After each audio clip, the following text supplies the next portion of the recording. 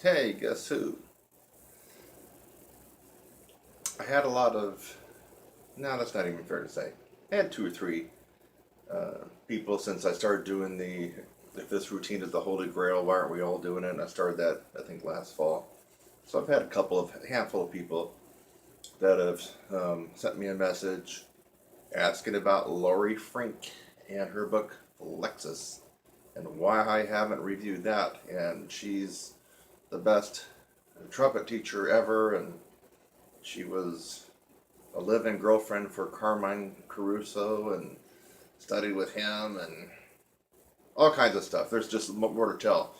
And I thought, well, the first thing I got to do is at least get what she's known for. She's known for this book called Flexus, and I just ordered it off of Amazon. About $30 and change. And I went through the whole book. And I pulled out what probably is the hardest thing in the entire book, and I'm going to try to sight read it for you right now. I guess it's this 827. It's a two-pager. I haven't really. I'll have to double check again on YouTube, but I haven't. I don't think I've seen or heard anybody do Etude 7. It's on page 128 in the Flexus book. I just skimmed through the book. I haven't actually gone through the entire thing, but I will when I do my review on it for the Holy Grail series. But I just went through it and thought I would take the hardest one and try to sight read it for you guys right now. It's a late at night, so I'm going to be playing with the mute on. And well, this book is so new it won't flatten out. So let's grind it up a little bit. I'm pretty abusive with books. Okay, so this is Etude 7 in the Flexus book by Lori Frink. And this one says something about quick register changes. Looks like this is about the tempo. Yeah, you probably can't see that. It's actually a 76. Yeah, it's, trust me, this is 76. I'm not going to leave the metronome on the whole time because I might take some liberties with it. This range goes from, as best I can tell, the low F sharp up to F. So what does that expand? Almost 3 octaves. And then she's talking about quick register changes. So there's a mixture of tonguing and slurring and best I could tell going through here. It looks like, as I can look through, there's lots of accidentals, and usually when I see lots of accidentals, that tells me that the piece I'm about to play is going to be actually in a different key than what the register suggests at the beginning. You know, the key signature. At the beginning, it suggests that we're either in C major or A minor because there's no flats or sharps in the key. But with all the accidentals, of which there are a ton of them, it's got to be in different keys, or at least one different key than C or A, C major or A minor, and it might be more than that. So let's just see what happens. I am working with my mute. I can't blast right now. It's late at night, but I just thought I would go ahead and go through this before I move on to other things. I got a really important video coming out for female brass players, and I'm working on that one. That's the one that's going to be the sweet spot, I think. At least it was a couple years ago. So, and I didn't make a video a couple years ago, so I'm excited about that. But so I wanted to see what I could do on this one, sight reading, and put it up there, because I noticed people were trying to do some of her stuff, but you know, I haven't seen any. But this is the hardest one in my opinion. I can't find anything harder. So let's just see what happens.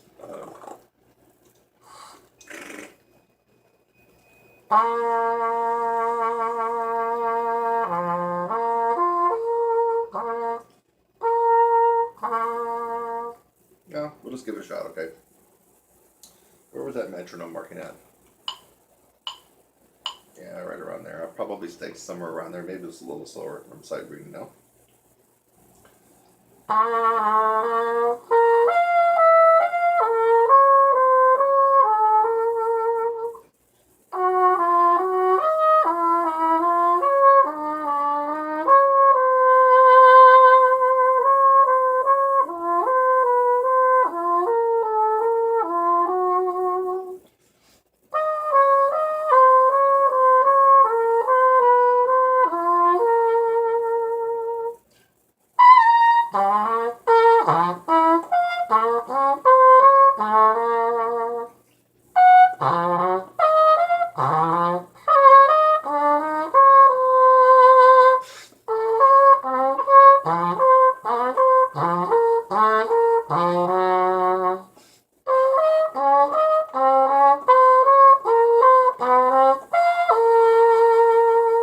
like it so far.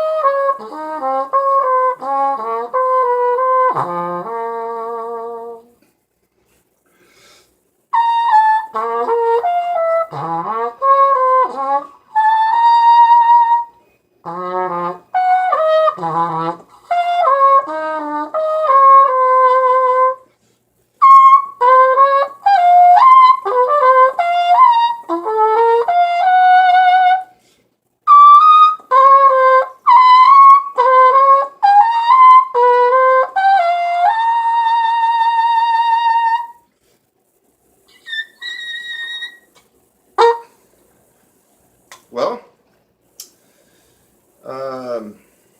I kind of like what she did. It's kind of it's a good melody. Um, for sight reading, yeah, made me blink a few times, caught me just a little bit. So what can I say? I'm not going to go into a lot of review about her stuff right now. That's going to come later. But I like this. I like how she did this. It's a great composition. Did it challenge me a little bit on the intervals? Well, yeah. I mean, that's sight reading, folks. No one's ever seen me put any of her stuff up or talk about her at all. I don't think that you've ever heard me talk about her because I don't really know that much about her except for what I've just now been learning. But, okay, so that was the Flexus book in the very back. And I picked the hardest etude out of the Flexus book of Etude 7, and my sight read it right in front of you at night.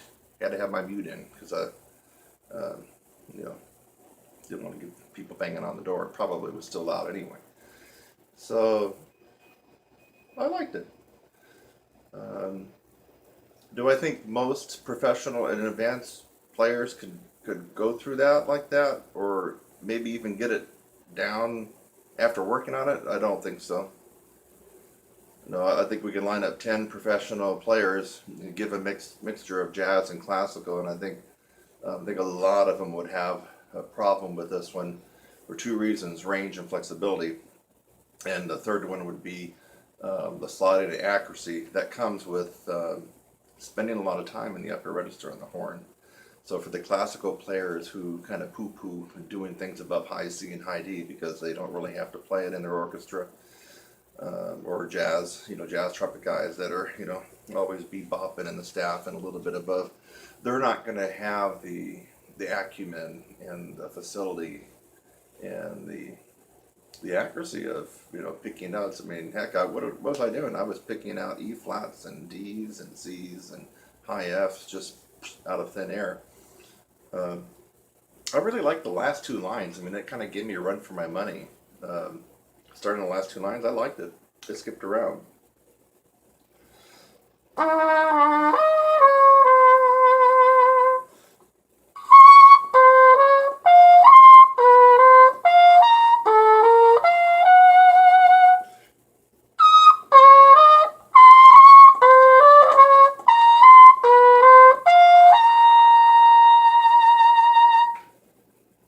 like it. I think most people are going to find it very, very tough.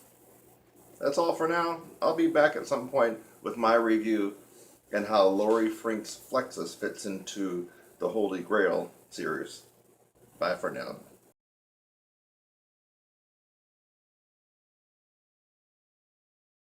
Hey, this is just a little video commentary on why musicians, almost all musicians, are average. And you're going to find out right now why that is. Right now, it is about, I don't know, I think it was around 8:30 at night. And I'm at a college. And I wanted you to check something out.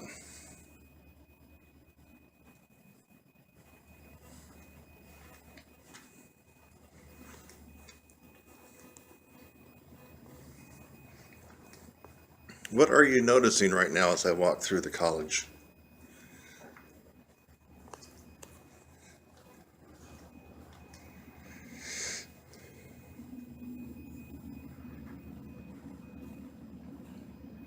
Did you figure it out?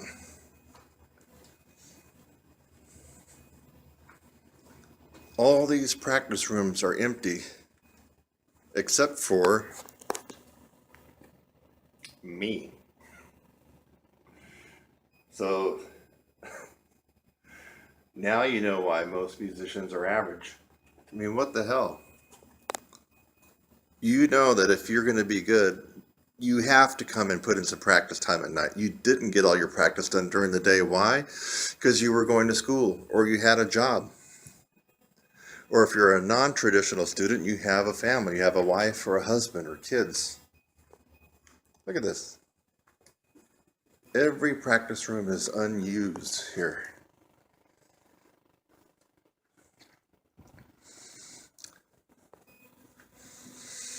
And it's like this practically every time that I come here in the late afternoon or evening. No one's here. When I was a freshman in college, my typical practice time was 6 p.m. until about midnight. I also put in some breaks, but man, I was grinding it out, baby. That's when I was 18 years old. So you want to be an average musician, you do what these people are doing, and they're not here practicing. That's if you want to be average. I mean, I just find it a travesty. This whole music department, no one here is woodshedding anything. And I'm here practicing, and I'm already a decent player, but I'm here practicing. That should tell you something right now. If you're not practicing every time you get a chance, you're going to be average. This is an example, this gorgeous practice room, of why I don't have a lot of competition. An empty practice room. Isn't that sad? I guess it's good for me. But it's really a sad state of affairs that people don't have enough work ethic to get their butt in here and start doing some practicing. It's sad. But anyway, now you know why most musicians are average. Most don't rise to the top. Most don't get recognition as being world-class caliber. Is exactly what you're looking at. Empty practice rooms at a decent hour of the evening when people should be here working their butt off. Thanks again for watching this video. I hope that you got something out of it. Sometimes I make a video just to make you laugh. A lot of times I make a video to educate you on something and maybe even help solve a problem. So I hope something like that occurred for you in this video. And while you're at it, again, subscribe, click on my website link, and go on to the next video. It's lovely out here. Have a great day.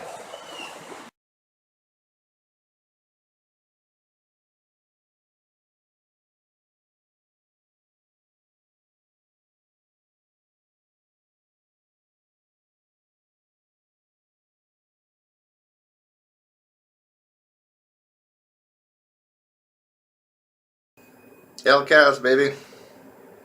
L-Cas valve oil. It might come out backwards because of the way I'm filming this. There you go.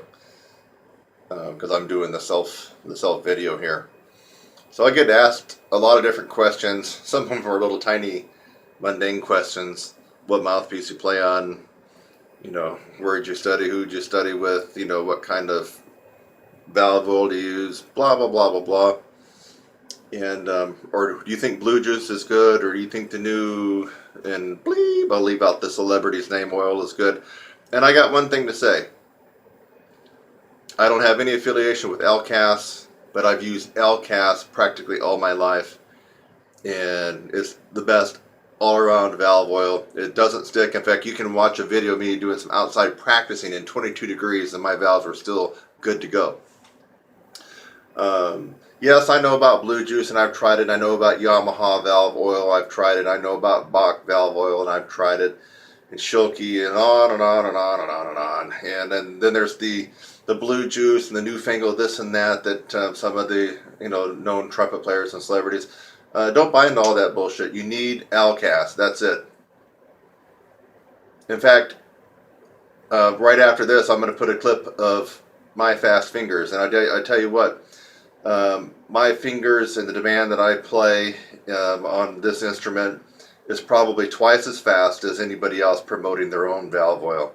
In other words, they can't play as fast as me, and their demand for fast fingers and fast valves is not where I'm at. And I'll put a couple clips showing you how fast I play and what's required for me to be able to play that fast. Oh, 1, 2, oh, 2, 1.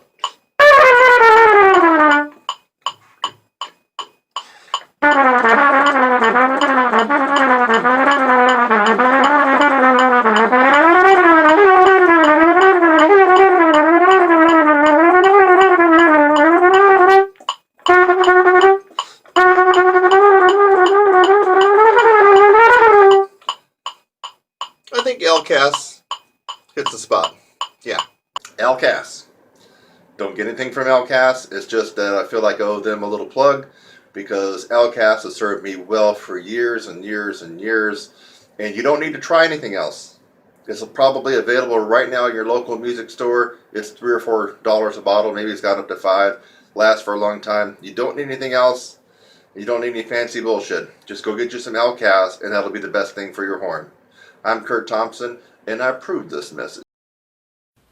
Hey, this will be a discussion about brass embouchure and the differences in embouchure, and how even if you think you might have a bad embouchure, it can be overcome by strengthening your embouchure from all different kinds of directions. And I'm going to play some embouchures that are bad for me, and that typically for me I would not be able to play very well using these type of embouchures. Now, one thing to keep in mind, no one embouchure is really bad for an individual. And so what that really means is what might be bad for me and I sound horrible on might be really good for you. And so it depends on, if you look carefully, your lips, how long they are, how short they are, how narrow they are, how thick they are, how thin they are, your teeth, how much of an overbite you have, how much of an underbite you have, if they're crooked, if you're wearing braces, so if maybe you have a partial denture. So it can include a lot of different things, and also your bone and jaw structure. That's why I think that some brass coaches and teachers can do more harm to a student by forcing them into a particular embouchure. For example, the most common would be centered and a little bit more on the top lip. That seems to be, the most common. But not everybody is going to do well with that particular embouchure. The other thing that you should be aware of is that if you attempt to drastically change your embouchure, it seems like, in my experience and opinion, people that have done that end up really not faring any better. In fact, a lot of people get worse. So if you think a big drastic embouchure change is the answer, you're probably barking up the wrong tree. So let's look at some various embouchures. Here we can see. For me, I tend to play a little higher. So I guess you got your high player or high lip placement position. You got your medium or middle and your low. So those would be the different placements. So high would be, it's probably high. Now I can go higher, but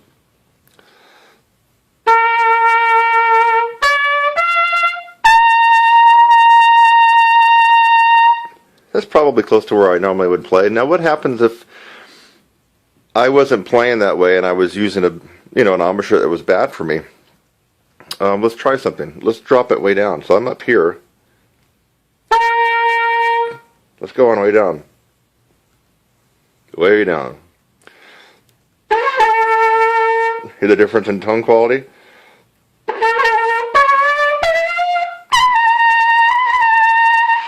But guess what? I'm still able to get the high C. I'm still able to play, but it doesn't sound that good, but I can still do it. Let's go maybe medium. So normally I play here. Let's go down just a little bit.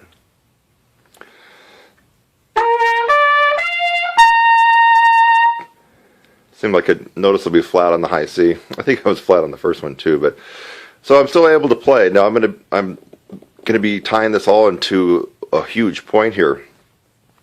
Okay, so now let's talk about angles. So I can use my normal embouchure here. What if I bring it up? Because I see people playing like this.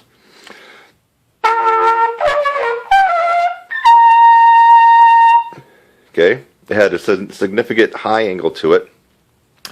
One of the most interesting embouchures I've ever seen is by Stan Mark, the famous lead trumpet player for Maynard Ferguson. I don't know how he can play the way he does. Take a look at it. It's like he puts the trumpet up straight, and then he comes up to the mouthpiece. You really got to watch him do it when he's playing live. It's very interesting. He's got the trumpet here, and then he'll come up. So the trumpet's actually straight out, but he's coming up at this angle.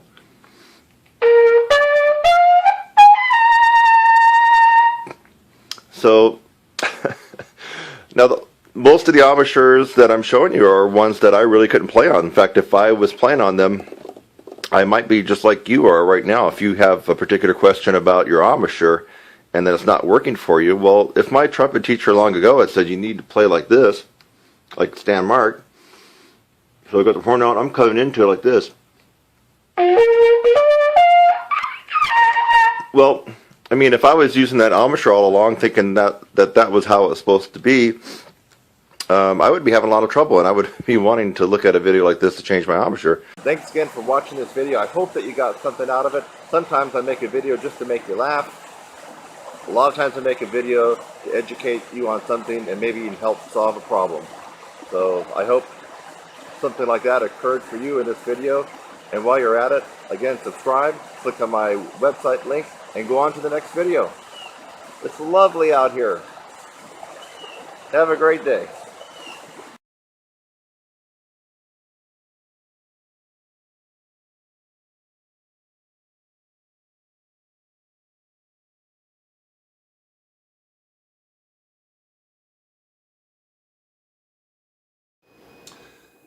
Okay, I'm going to share a little strategy that I've used over the years when I really want to develop extraordinary power and volume. And not all the time I really have to have that. But when I want to be doubly sure, when I really want to know that I don't care who the fuck shows up on the gig or who shows up, I'm going to be killing it. Okay? And that one technique that I use consistently to just totally kill it with a wall of sound, it's so simple. You probably already thought of it before. Want to take a wild guess what it is? Come on now. I'm not talking about long tones and lip trills and glissandos and Pete exercise. No, I'm not talking about that. I'm just talking a shift in how you practice, not what you practice. Just a little bit gives you the certain edge of power. Ready? Practicing outside. See, it was so simple. It was right in front of you the whole time. Of course, you don't want to practice outside all the time, and you can't. It might be raining or snowing or freezing. Guess what, folks? I have practiced out in 10-degree weather and colder. I practiced out in the rain in Seattle. I've practiced out underneath the Bay Bridge in San Francisco.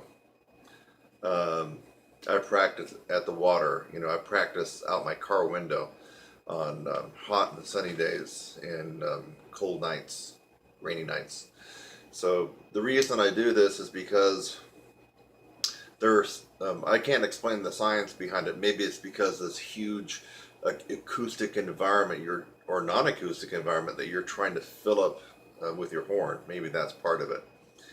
But I'm here to tell you that if just a few times a week you spend an hour outside where you're unrestricted. This means you can't play somewhere where you're going to feel restricted and you can't play out.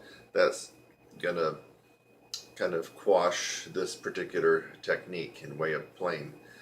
So you need to be somewhere where you can blow out. I remember when I was a senior, finishing up my senior year in high school, and I had a summer before I was going to start at Austin Peay State University. And there was a couple of cool solos. We did Everybody Loves the Blues, and I knew that the odds were very, very against me that I was going to get any solos as a freshman. And so I ended up practicing out, I would say out of a 7-day week, I spent 4 to 5 days at a farm. I didn't even know who owned the farm. There was just a farmhouse there in the middle of nowhere in Tennessee. This was in Hendersonville.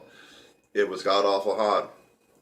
I would take my horn out there, and I had a Chevrolet Chevette, and at least an hour a day I would pop in my Maynard tunes, and I would just play as loud as I could with as much power, but still trying to sound good and still trying to be in tune, still trying to be accurate with a good tone, but I would just blow it out as much as I could without any restriction. And I'm here to tell you that when I started marching band season as a freshman, pimply-faced 18-year-old kid at Austin Peay State University, man, I came in there and killed, annihilated. I mean, I just played probably twice as loud. Ask anybody there. I mean, and guess who got the solo? I got the solo on Everybody Loves the Blues, so I achieved my goals, but I came in there almost overkill. I mean, I was just so powerful and loud. I mean, I could really just almost bury the marching band if I chose to at that point. Of course, I didn't know what the hell I was doing, but I did know, I just stumbled on this particular technique. So if you've been doing a lot of different things, let's say that you even took my course and you added 3 or 4 notes to your range. You can't stop there. I mean, I'm not stopping. So let's just say that you already got a good range and you're watching this tutorial because you're just killing time.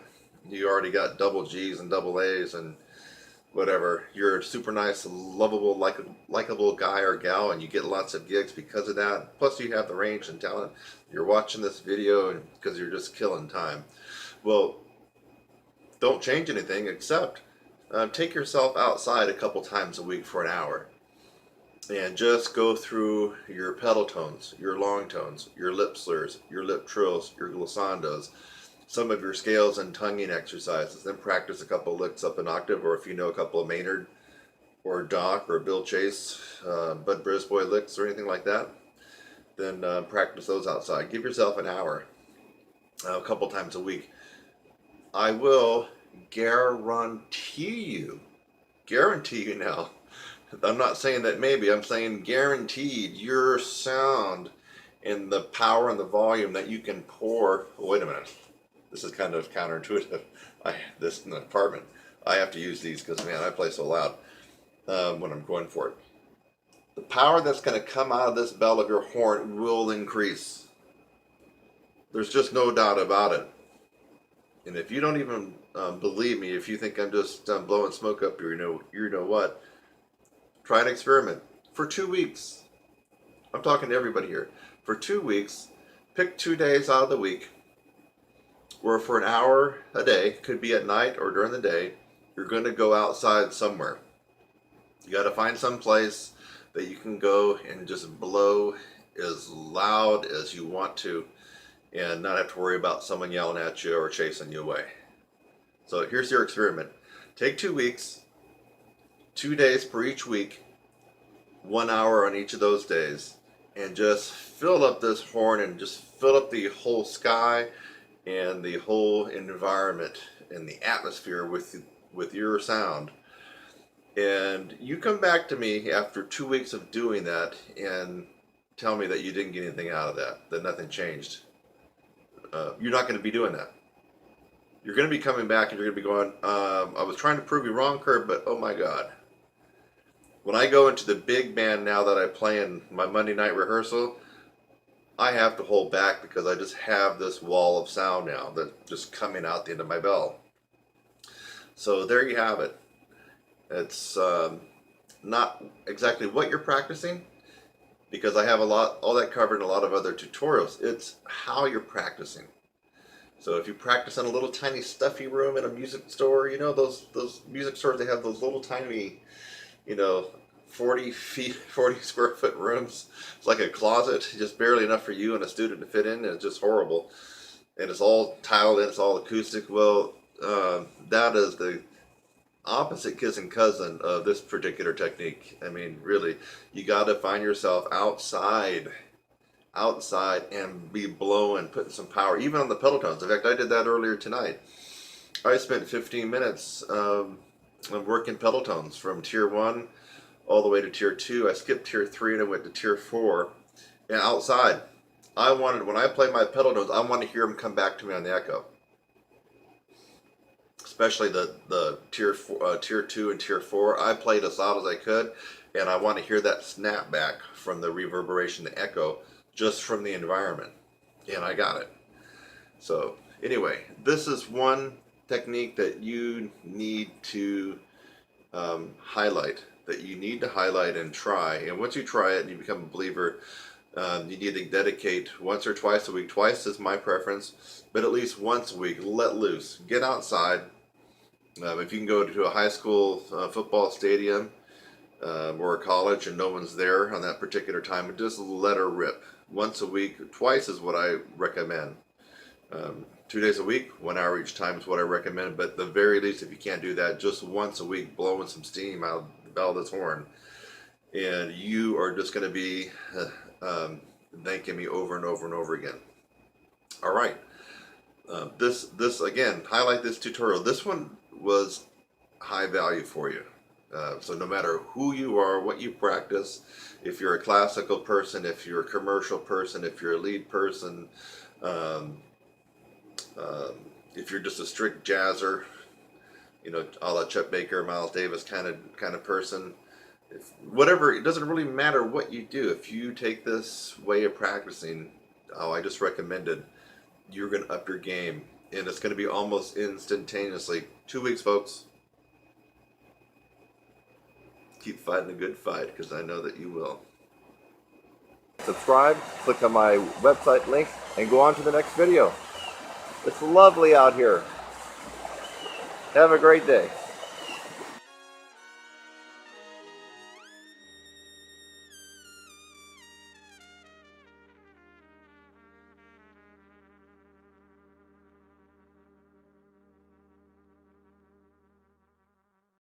When it comes to equipment, a lot of people are always asking, not just me, but just about anybody, should I play on a large mouthpiece? Do I need to play on a large bore horn, And band directors who don't know shit will say, yeah, I want you to play on the largest mouthpiece as possible so you can get the best sound. And I want you to play on the biggest bore horn so you can get the biggest sound. Well, they don't know their ass from the hole in the ground. Let's just face it. My idea of playing is to play on the smallest equipment you can to get the biggest and best sound. So last part again, to get the biggest and best sound. Okay? So if your clarinet band director thinks you need to be playing on a 3C or 1.5C because that's just what he learned in his one semester of brass class in college, you can just play and say, yeah, that's great, I'm going to look into that. No. You want to play on what feels most comfortable and what allows you to play the best with the best sound. In most cases, it's not going to be a Bach 1.5C. To play a Bach 1.5C and do it all: commercial, jazz, rock, swing, big band, marching band, symphonic and wind ensemble, and Broadway and pops. It won't be a 1.5C for most people unless you have super duper thick lips. Okay, or if you have a very small bore horn or a medium bore horn. So that brings up my next topic. So it turns out that a lot of times when you mix and match sizes, you get a much better response. So, for example, this is a Bob Reeves. Probably can't see it. Let me see if I can tilt it a little bit. I still don't see it in the camera. You see it, folks? Well, just trust me. This is a Bob Reeves Brass Bow Original V Raptor. This is a .468 bore, which for most trumpets, that's a pretty large bore horn.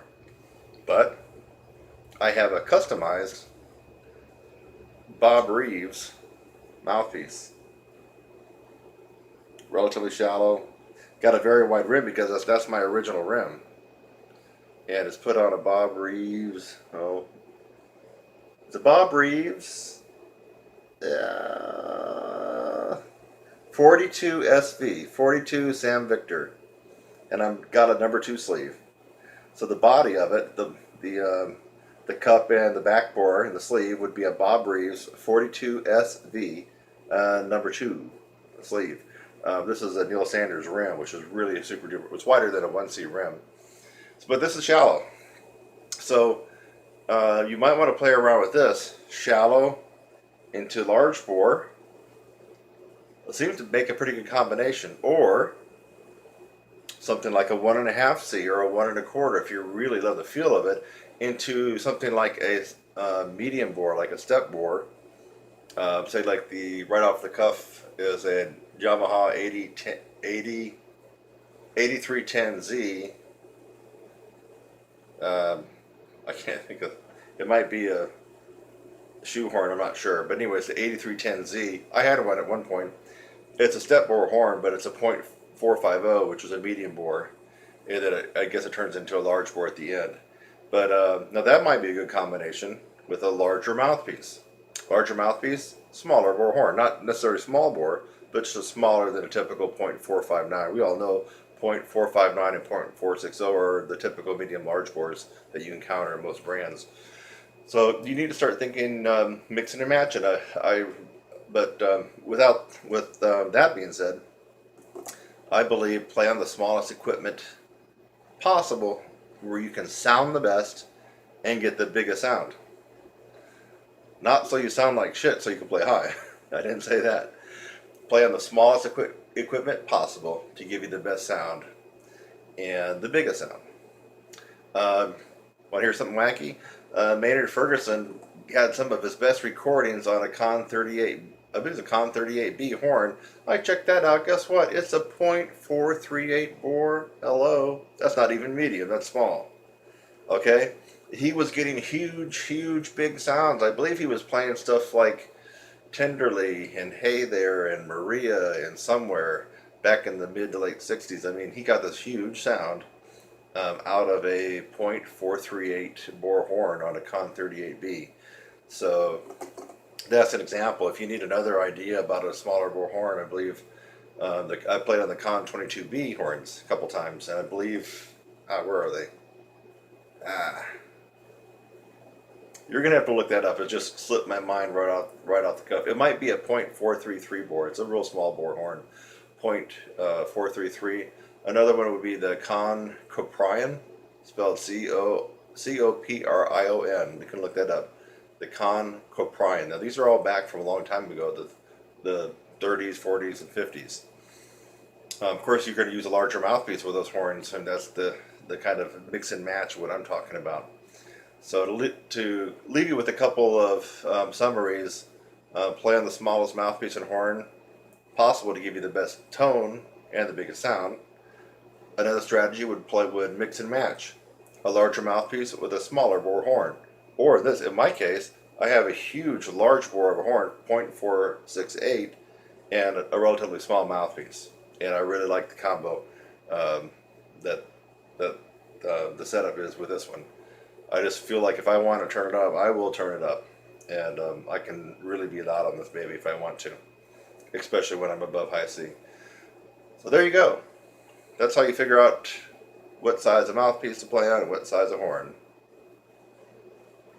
And as always, that's my stories, baby, and I'm sticking to it.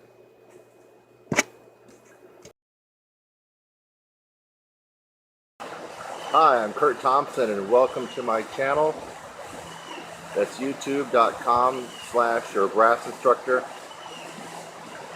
Thanks for just watching the video that you did. Maybe it's the first one that you've watched, or maybe you've watched tons of my videos. In fact, as of June 2016, as a brass player and trumpet player, I have the most tutorials free on the planet. I have over 600 videos on my YouTube channel currently, all free. So again, thanks again for watching this video. I hope that you got something out of it. Sometimes I make a video just to make you laugh.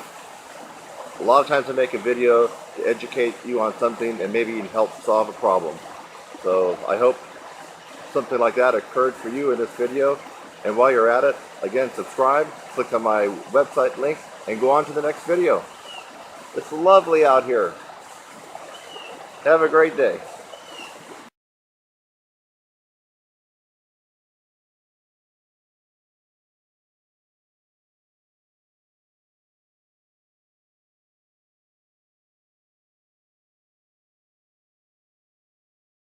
This is the final part of the 3 stages of compression.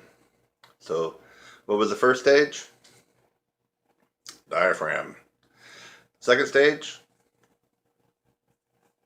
the bottleneck here at the throat and in the tongue arch. Now the third stage, what do you think that may be? Third stage of compression. Tick, tock, tick, tock, tick, tock. Right here. The air's got to come out some way, right? And it comes out through your lips, not your nose. It comes out here. So we build up this tremendous amount of pressure in the diaphragm. Of course, that goes up to here, and the air doesn't come out of our head like a blowhole in a whale. So it's actually bent here, which would meet some resistance here, and then as your tongue arches, it meets even more resistance. Now we've really got an amazing amount of compression on this air, just an amazing amount. This air is coming out very, very fast, very cool, very compressed. So the third and final stage of compression for air is the aperture. And don't let aperture scare you. It's just the fancy word for the opening, the little crack, little hole between your bottom and top lips. Bottom and top. That's it. Now, if we don't have much tension there, I'll make my lips nice and like that. And I go to blow. Let's say if I do everything else right. No tension, no.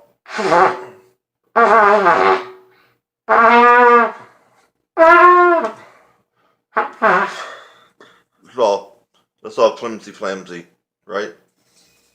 You can see how this is quite important. This will destroy the good work that you've done on the first 2 stages of compression. So if you got those down, but this is weak,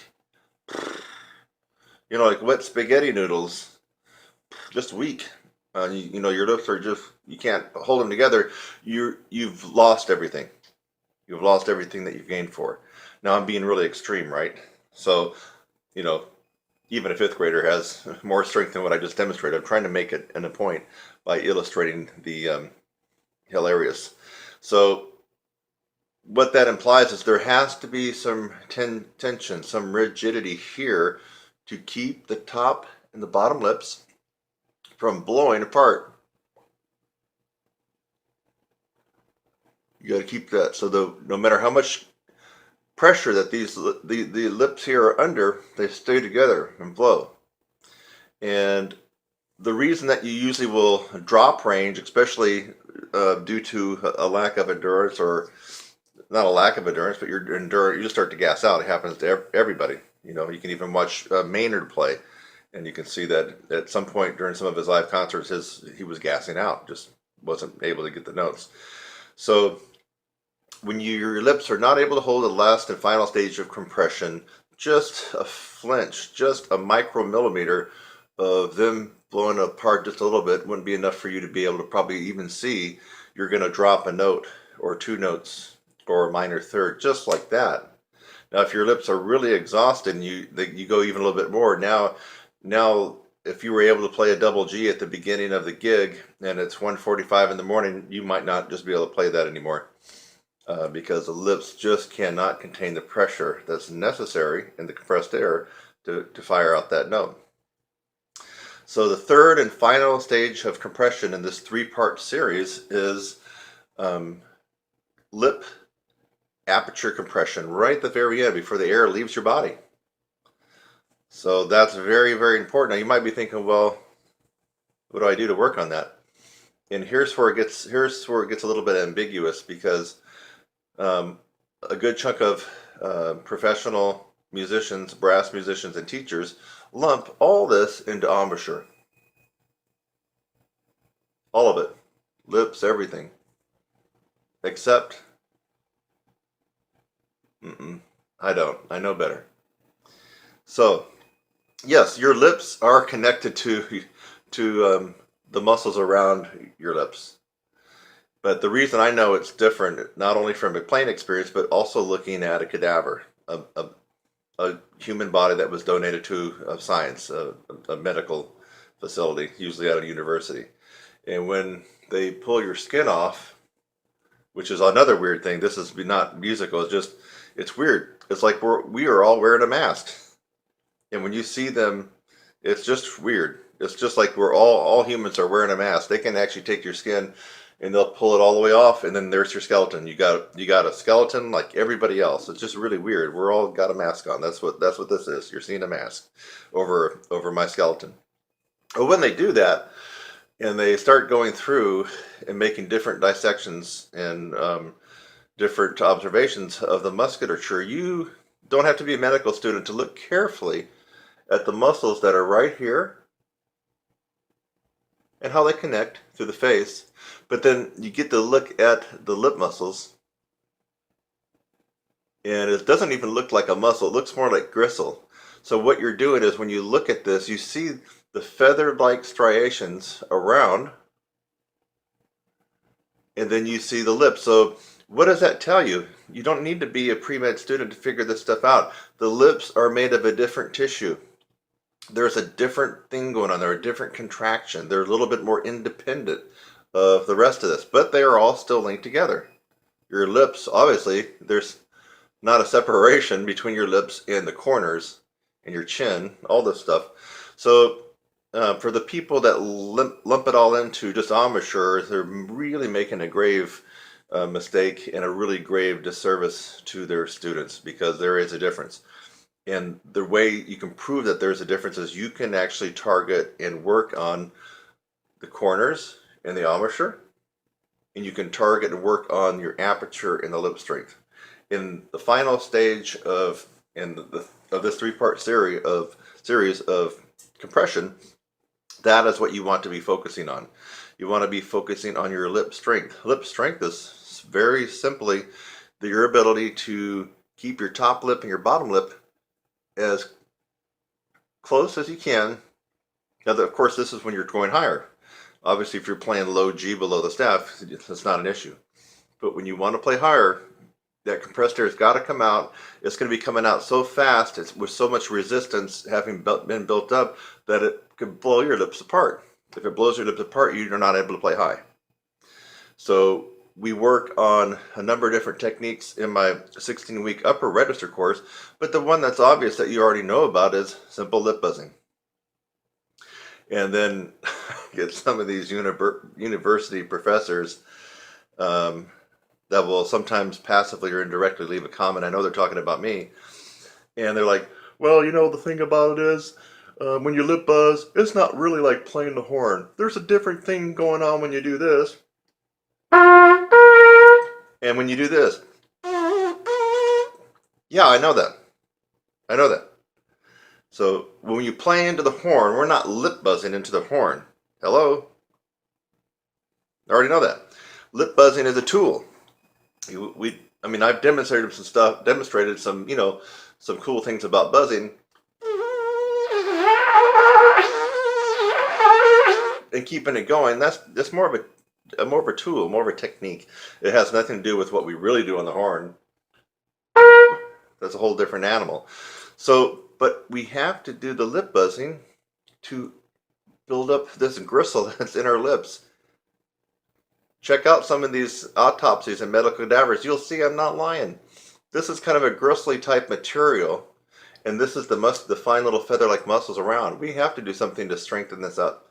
And so lip buzzing works amazing for that. As you may have seen in a couple of my other videos, a lip buzzing is a poison. And you can watch that tutorial. I'm not going to go over that again, but simply said, there's kind of a fine art and science and method to lip buzzing. And it's just a little dab will do you. You do it too much, and now you get the opposite of what you wanted. Your lips are stiff, you've weakened them, and now you don't have range because they can't hold the air compressed coming into the mouthpiece. Which brings me up to another point I think was just slipping my head. Oh, the other reason for lip buzzing is responsivity. If your lips can't vibrate that fast in a buzz, see if that's a C. Yeah. Middle C.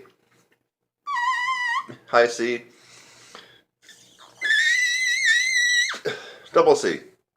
Well, there's a certain responsivity in your lips to be able to vibrate so fast at that frequency. You can understand that.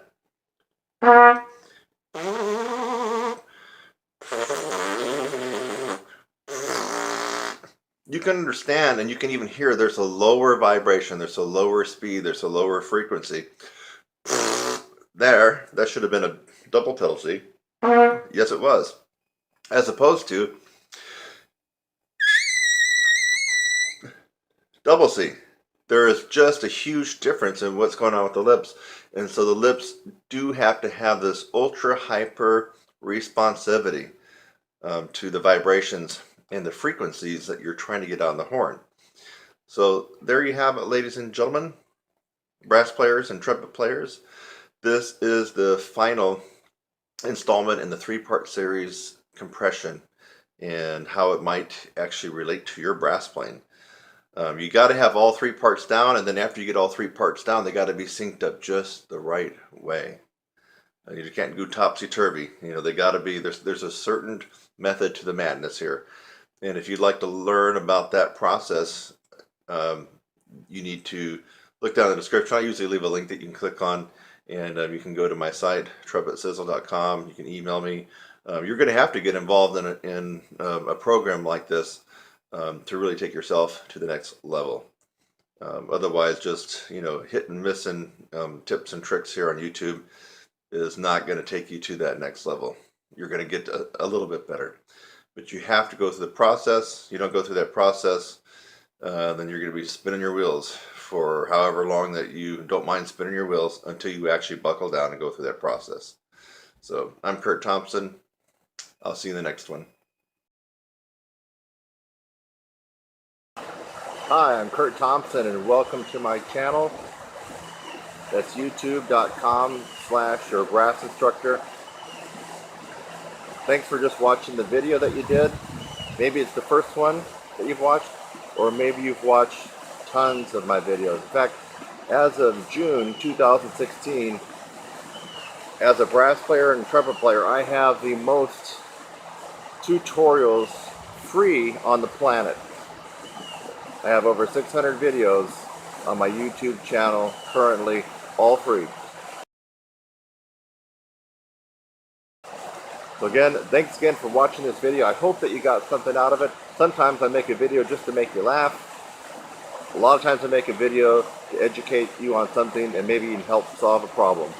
So I hope something like that occurred for you in this video. And while you're at it, again, subscribe, click on my website link, and go on to the next video. It's lovely out here. Have a great day.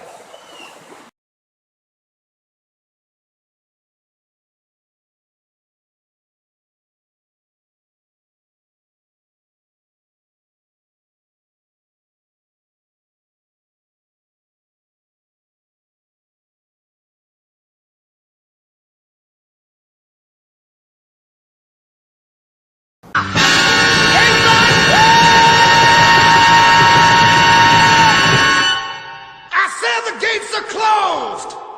I put my staff to rest.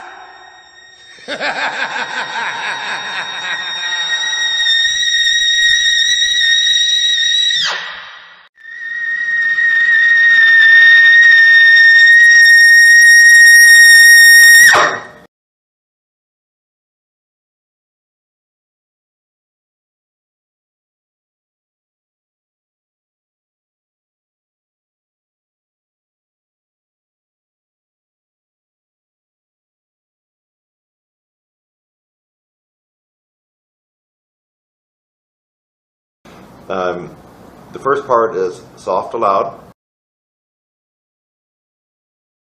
or if you want to write piano to forte, that's fine, or P to F.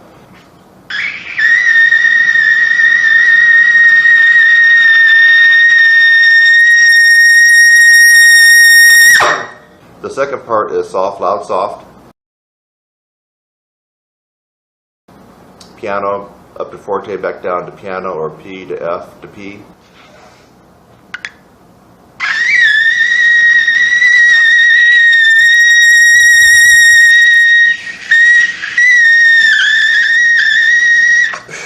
The third part is loud, soft. So you can write forte or fortissimo down to piano, or just F down to piano.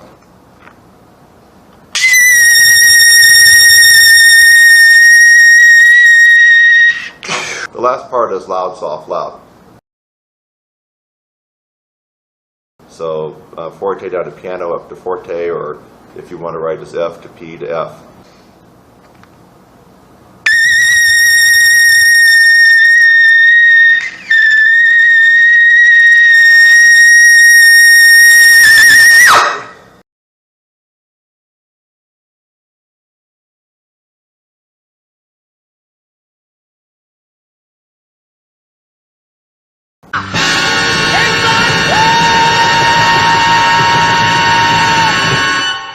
I said the gates are closed.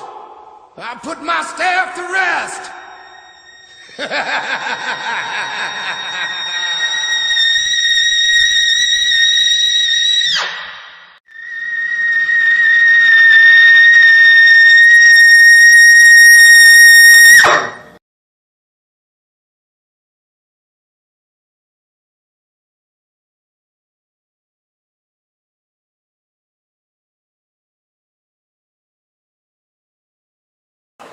Hi, I'm Kurt Thompson, and welcome to my channel. That's youtube.com/your brass instructor. Thanks for just watching the video that you did. Maybe it's the first one that you've watched, or maybe you've watched tons of my videos. In fact, as of June 2016, as a brass player and trumpet player, I have the most tutorials free on the planet. I have over 600 videos on my YouTube channel currently, all free. So again, thanks again for watching this video. I hope that you got something out of it. Sometimes I make a video just to make you laugh. A lot of times I make a video to educate you on something and maybe even help solve a problem. So I hope something like that occurred for you in this video. And while you're at it, again, subscribe, click on my website link, and go on to the next video. It's lovely out here. Have a great day.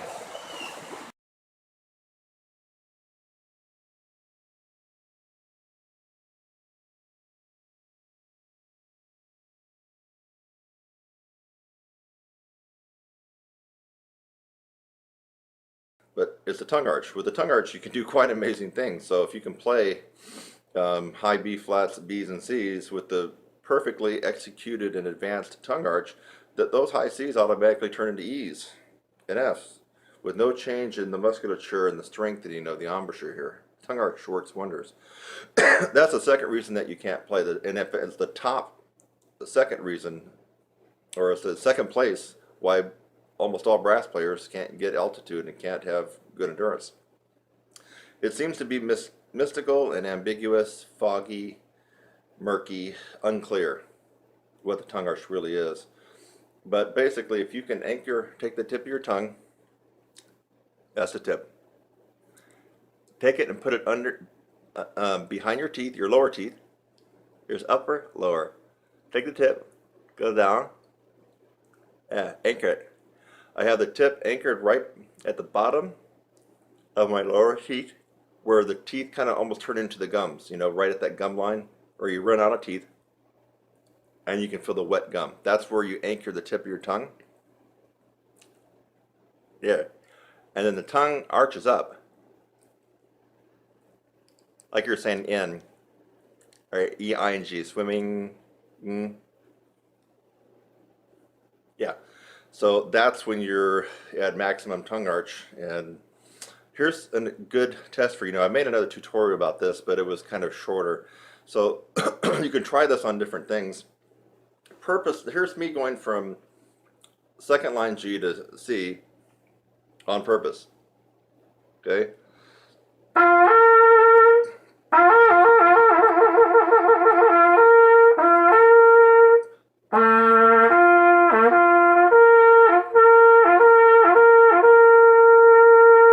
Okay, you're seeing movement here. I'm also adding a little extra tension when I'm going up to give it push.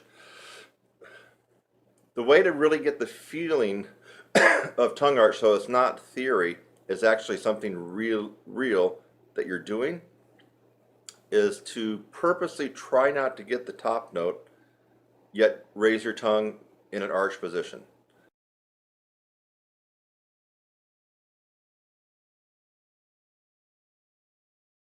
So right now I'm going to take a big breath and I'm going to hold a G, but during that time what's happening inside my mouth is this. My tongue is arching up. You already know that tip is placed behind my teeth. So it's going here, up. And I'm purposely going to try not to get the C. Watch what happens.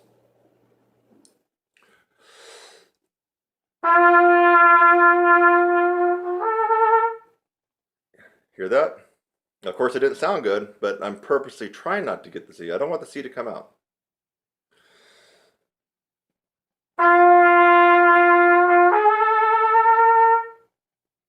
Watch again.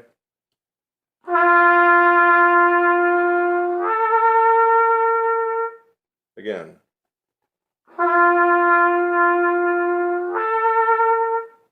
You notice no movement going on here at all, right? And I'm really trying not to let the C to come out. That's your assignment. If you can get that to happen, you've executed the tongue arch quite perfectly. Now, it doesn't stop there. The tongue has to be developed, and you have to be able to hold the tongue arch under a lot of undue pressure when you're above high C. That pressure will flatten down your tongue, and your range will drop. Not because you don't have chops, because you're not maintaining the tongue arch. So the tongue arch, you got to get it, but then you have to develop it to withstand the pressure that will be inside your oral cavity when you're really playing in upper register and beyond. Your tongue arch drops just a micromillimeter and you've lost 2 notes on your range, just like that. That's how easy it is. So watch, let's try it on a different note. Low C.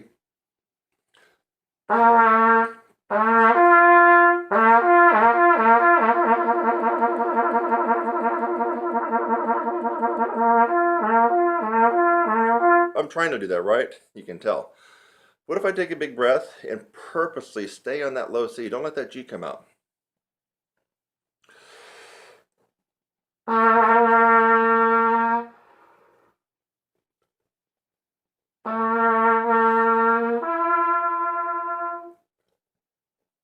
Take a bigger breath this time. The first one came out air because I didn't have any air left.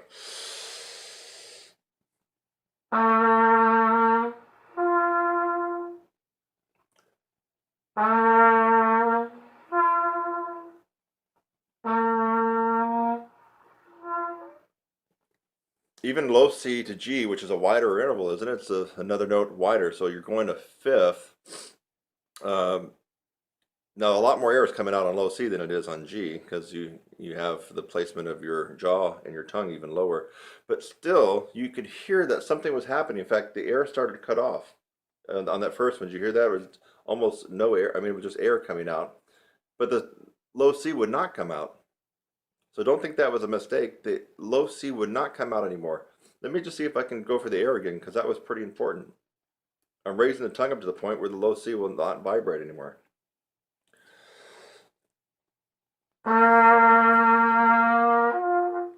Well, now that time the note came out.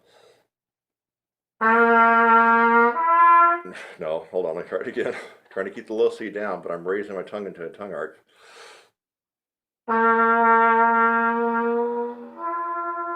No, it's not going to do it this time. I guess it was kind of a fluke, but still, that was important to realize I'm trying to play the low C, which even beginners can get. So you know something was going on inside here. I mean, if I can't play the low C, something really is bad, and something bad's going to happen. Maybe the end of the world tonight.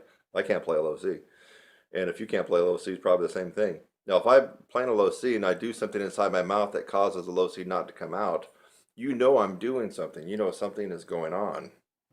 You just have to know that. So I was probably speeding up the air too fast for the low C to come out, and it was in the little twilight zone area right before the G was going to snap out.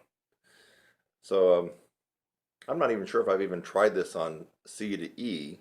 Now, I'm thinking that as you get more narrow in intervals, it's probably going to come out easier. So I'm not sure if this will be the best demonstration or not. Let's find out. So middle C to E. Well, normally.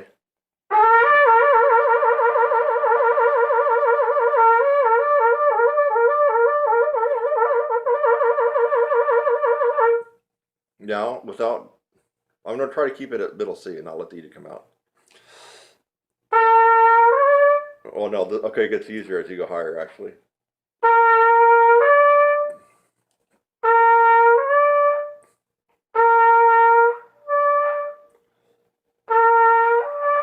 Yeah, okay, so that's why I was experiencing that air at the low C to G. So this demonstration is actually perfect for you at G to C. And if you do have a range up to about an A to a high C, you might want to try it from middle C to E because it's actually easier. But it might be so easy that you don't really get the feeling of it. So you've heard me do 3 different ones. G to C is commonly what I show students. Low C to G is going to be harder, and C to E is going to be easier. So you got 3 different intervals that you can slur to using the tongue arch. And remember, you're trying not to let the top note come out. You're trying not to let the top note come out. That's what you're trying to do. But you're arching up, you're trying to arch the tongue as high as it will arch, but with the goal of not getting that top note. Because if you have the goal to get the top note, then you might add a little bit more pressure here. You might blow harder. You're going to be doing some things unconsciously that you've just already trained yourself to do to get the note to come out. That's why it's important to really, it might go against your ego, but really do not let that top note come out. Just keep arching the note up and hope it doesn't come out. And when the top note does come out, if it does for you, then you know that you've got the tongue arch decently perfected, but just not strengthened. I mean, the tongue arch, you either get it or you don't, right? There's not really a gray area. You got to perfect it, you can do it, or you don't have it at all. There's not really a middle ground. You either got it or you don't. After that point, it's about developing your tongue and the tongue arch to really be refined and just amazingly versatile when you're playing. That's where I come in. Have you ever heard that I got a website called TrumpetSizzler.com, and then I teach a lot of people, especially a lot of advanced and professional players that want to get better with endurance and range? Well, if you haven't heard about it, you're just hearing it now, I actually do that. That's kind of actually what I'm good at. And I'm good at some other things too, but I kind of have this natural knack for helping people out with that. So if you'd like to learn more, you can definitely look at more videos here. And if you're watching this, why not go ahead and subscribe? You can support me. You're going to get an instant email when I put up new videos like this. And I don't know, I think that you're going to learn something and become a better player. But if you really want to take the horse by the reins and run with it, you got to do something, and that's called going through the process, which I alluded to earlier in the video.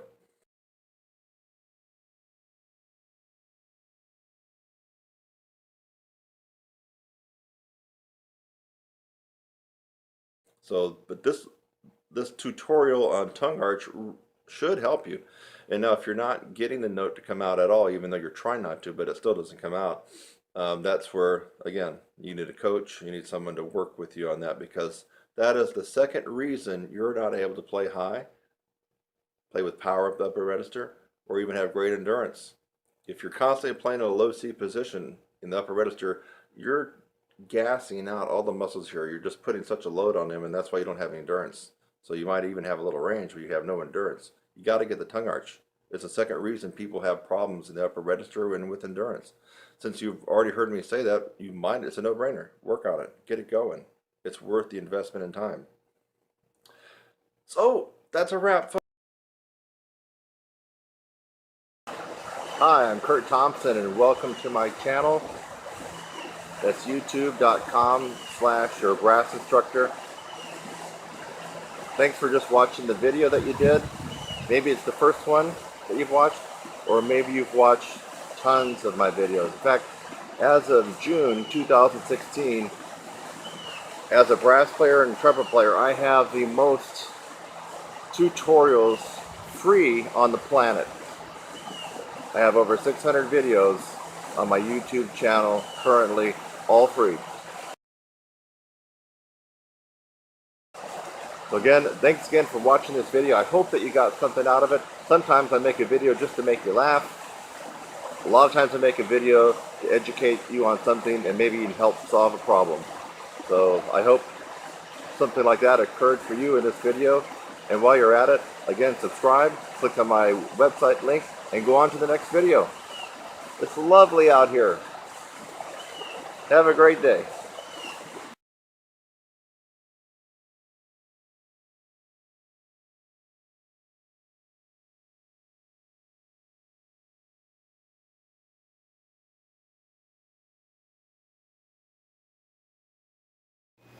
So, if Bob O'Neill's casual double high C method was the panacea, the holy grail to trumpet playing, why aren't we all doing it?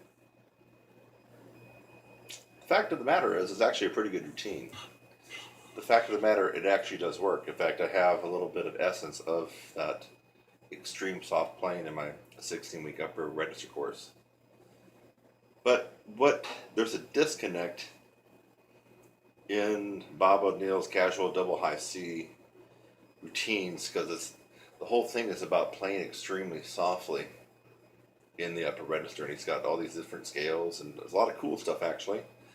So also he's got it priced right. I mean, the last time I looked, when I got his method years ago, it was like under $30. So maybe it's gone up to 50 or 60, I don't know, or maybe even 100. But if you can get his method, if it's under $100, go get it. He's got some good stuff in there. You're going to like it. Now, the disconnect is, wait a minute.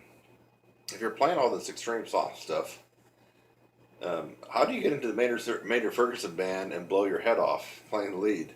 You know, Bob, how'd you do that? So that's the disconnect that I have, unless Bob just used the extreme soft playing to develop a hyper responsivity in his chops, which is needed to have your lips vibrate really fast at that high frequency when you're talking about above high C. So if that's what he did it for, then I can understand that. But otherwise, there's kind of a disconnect when you just talk about all this practicing real soft and gaining range. He's on the right track, playing softly. It's hard to control, play softly. And I'm actually playing on I don't even have my normal mouthpiece sitting over here. I'm playing on a 3C Kelly plastic or whatever it is, just kind of screwing around with it. But, you know, playing soft takes control.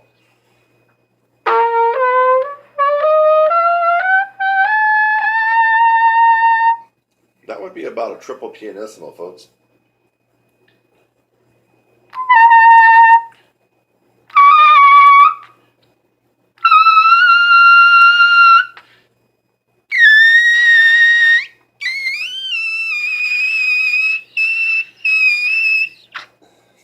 was really soft, but I was able to get up there, not quite to the triples. I believe I got to around double E, give or take. So there is something to be said for applying and practicing extreme soft scales in arpeggios and notes. But is it the holy grail to muscling into a big fat band, Maynard Ferguson's band? Wow. Playing the Michael Haydn or the Brandenburg or the Vivaldi A flat? No, it's not. So, Bob O'Neill, if you watch him play, the dude can play just about everything. I've heard him play some Rafael Mendez trumpet solos that are crazy hard technically wise. He's, played in the Maynard Ferguson's band, and wow, he's just an all-around awesome player. I have to think that most of us are not like Bob. He obviously has a lot of talent, so probably whatever he worked on was going to get him to the stature and the playing that he is, and the success that he's enjoyed. Most people trying to improve their range do not have his talent, and I'm thinking that you're going to have to work on something else besides casual double IC. However, he's made it so affordable, and it is such good stuff that there's no reason not to go out and real upper register is amazingly good. It's gold and it's worthy, and it's just not the holy grail to trumpet playing, but it may be part of it. So that's Bob O'Neill's. I've never actually met the guy. I've just heard him play on YouTube, the different stuff, and he's just one of the best all-around players. I mean, he's got the technique of Alan Bazzuti and the chops of Roger Ingram. And wow, can you imagine that? A guy that's got all the technique and the style of a classical player, the fast fingers, and then he's got this huge sound and ability to play. He's just a great player. A lot of that probably is talent and not just coming from practicing soft scales. So anyway, that's my take on casual double C and Bob O'Neill. And this is Kurt Thompson. My story, baby. I'm sticking to it. Hi, I'm Kurt Thompson and welcome to my channel. That's youtube.com/your brass instructor. Thanks for just watching the video that you did. Maybe it's the first one that you've watched, or maybe you've watched tons of my videos. In fact, as of June 2016, as a brass player and trumpet player, I have the most tutorials free on the planet. I have over 600 videos on my YouTube channel currently, all free. So again, thanks again for watching this video. I hope that you got something out of it. Sometimes I make a video just to make you laugh. A lot of times I make a video to educate you on something and maybe even help solve a problem. So I hope something like that occurred for you in this video. And while you're at it, again, subscribe, click on my website link, and go on to the next video. It's lovely out here. Have a great day.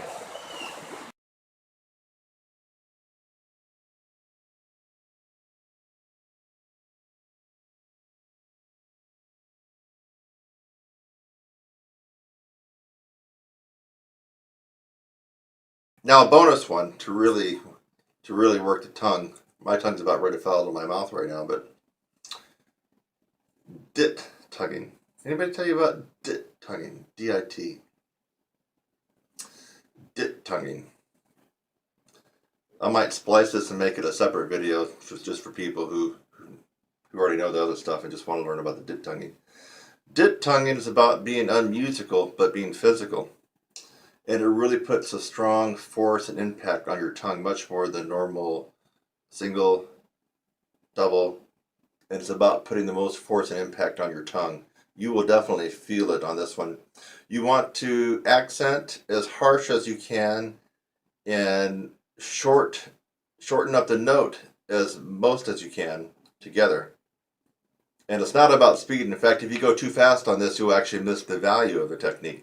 So you don't want to go too fast in the dit tonguing because you're going to miss the value. Another way to think about it is try to shove this through your mouthpiece. Jam your tongue right through the hole in your mouthpiece. That's what you want to be thinking. Like I said, it's not very musical, but boy, it sure impacts your tongue. Here we go, dit tonguing, D-I-T. The reason it's called dit tonguing, it sounds like dit, dit, dit, dit, dit, dit, dit, dit, dit, dit, dit, dit. Sounds just like that.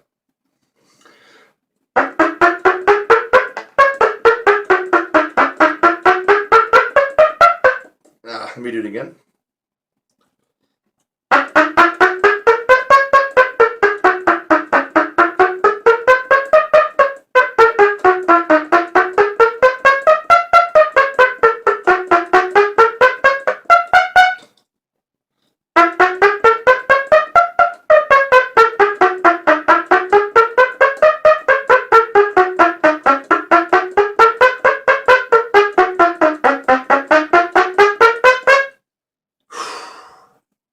That took a lot of energy, and it really impacted my tongue quite a bit. Maybe almost as much as the other ones put together. Almost. So that's dit tonguing. Hi, I'm Kurt Thompson, and welcome to my channel. That's youtube.com/your brass instructor. Thanks for just watching the video that you did. Maybe it's the first one that you've watched, or maybe you've watched tons of my videos. In fact, as of June 2016, as a brass player and trumpet player, I have the most tutorials free on the planet. I have over 600 videos on my YouTube channel currently, all free. So again, thanks again for watching this video. I hope that you got something out of it. Sometimes I make a video just to make you laugh. A lot of times I make a video to educate you on something and maybe even help solve a problem. So I hope something like that occurred for you in this video. And while you're at it, again, subscribe, click on my website link, and go on to the next video. It's lovely out here. Have a great day.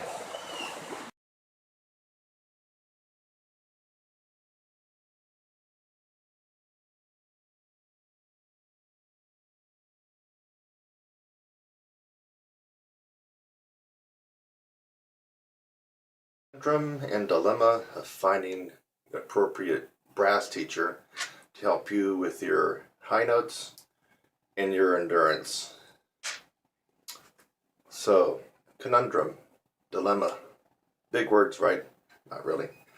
It just means that there is an irony when it comes to playing this instrument and teaching it. So if you spend your whole career playing this guy, you're actually probably going to get very, very good at it. But what did you not spend time doing? You didn't spend time teaching. And teaching is not just a craft, it's also an art.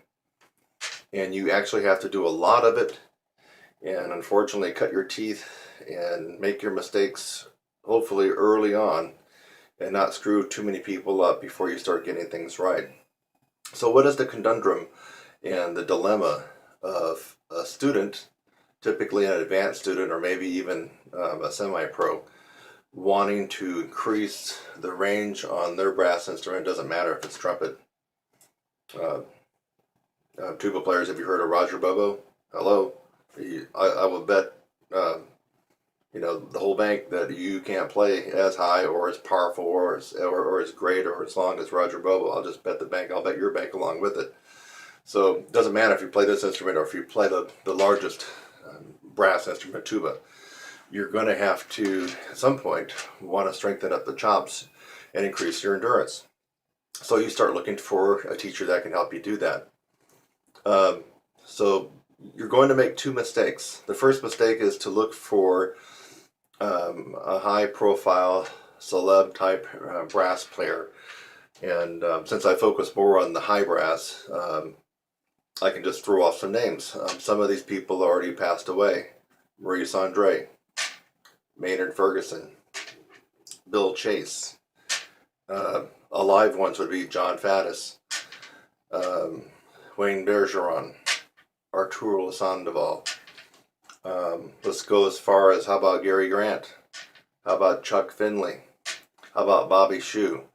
So I just mentioned a bunch of names of people that are living and passed away that are known worldwide for their multifaceted abilities on the trumpet, and all the people that I mentioned have one thing, at least one thing in common, regardless of whether they do classical, commercial, or jazz. They have fantastic chops, amazing chops. Especially when you consider the best trumpet player in the world, Maynard Ferguson. You can't beat him at all.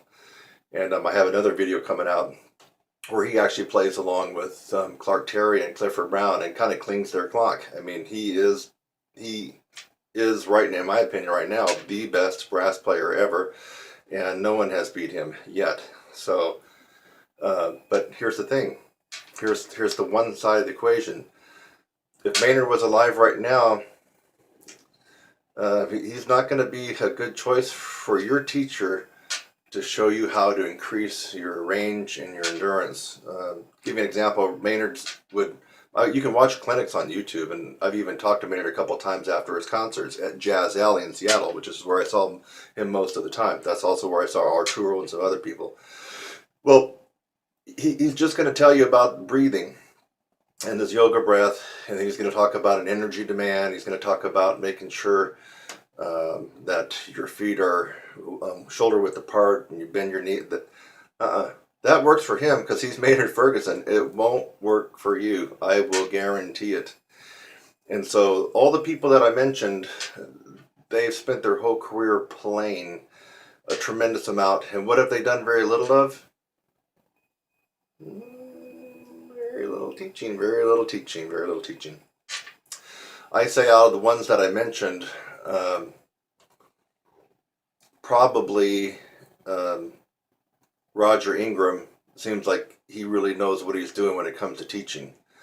So not taking away from his playing, but he's obviously spent some time working with people, and he's able to convey some of the techniques that helped him get to where he is to students. But still, Roger has a tremendous amount of natural talent, and when you have that kind of talent, you can't convey all that to somebody who doesn't have the talent. So as far as just studying jazz, I think I haven't met Bobby Shew, I haven't talked to him personally, but I've had some people come through my course that have actually taken jazz lessons from him, and it seems like as far as learning jazz, or even lead trumpet styling, you can't really go wrong with Bobby Shew. Has he really developed a crazy, amazing upper register and endurance program? I haven't heard about it. So, but if you wanted to really put the spit shine on your jazz and your lead trumpet playing, I think he's the man. All the other people I mentioned are some of the best trumpet players in the world, either living or now deceased. There's no track record there. There's no experience of teaching and really being able to convey the techniques for the student, mainly because these people have a tremendous amount of natural talent. When you can just play long tones and start playing a couple of high notes, and all of a sudden you get, to be fantastically better than the average trumpet player, that's talent. The rest of us actually have to work on strategy and do a bunch of different things to really increase our range and endurance. And I'm one of those guys.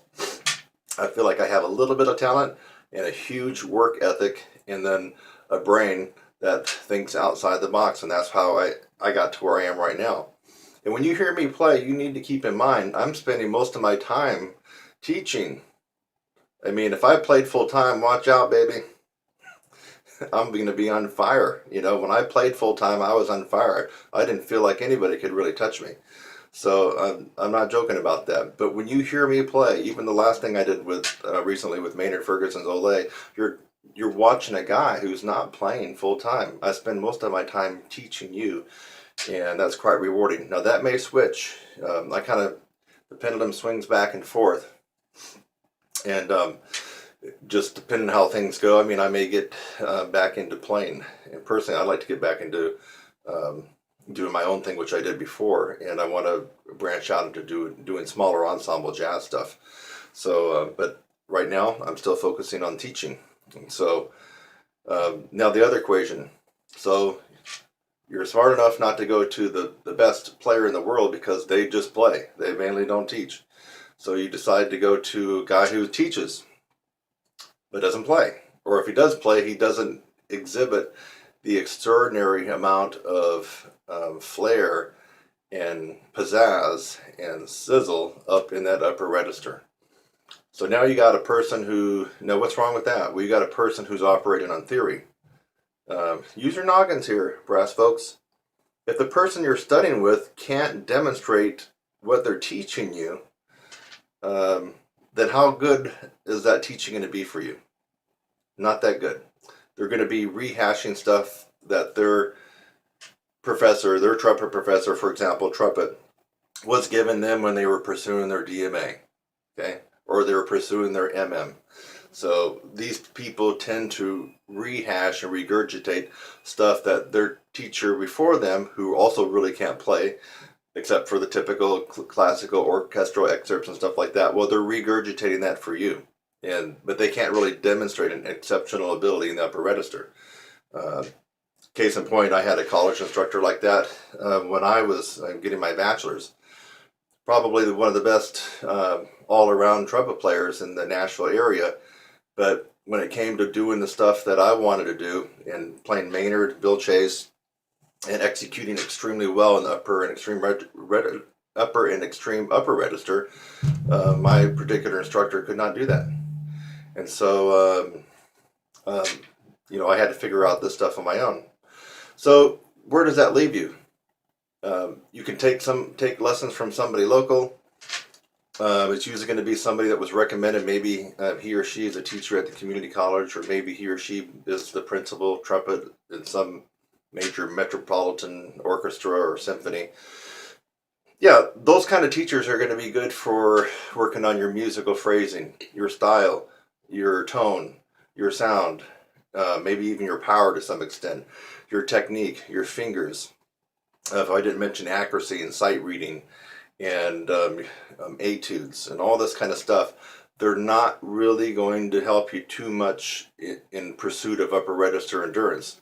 And so the reason I mention that is if you already feel like you got some decent technique under your belt, you've already gone through some of the classical orchestral excerpts, maybe you've even played in an orchestra, you've played in a big band, you've done this, so you already kind of feel like you have a decent foundation there, then you don't need to be studying with your local instructor who's just going to be going over the techniques I just mentioned.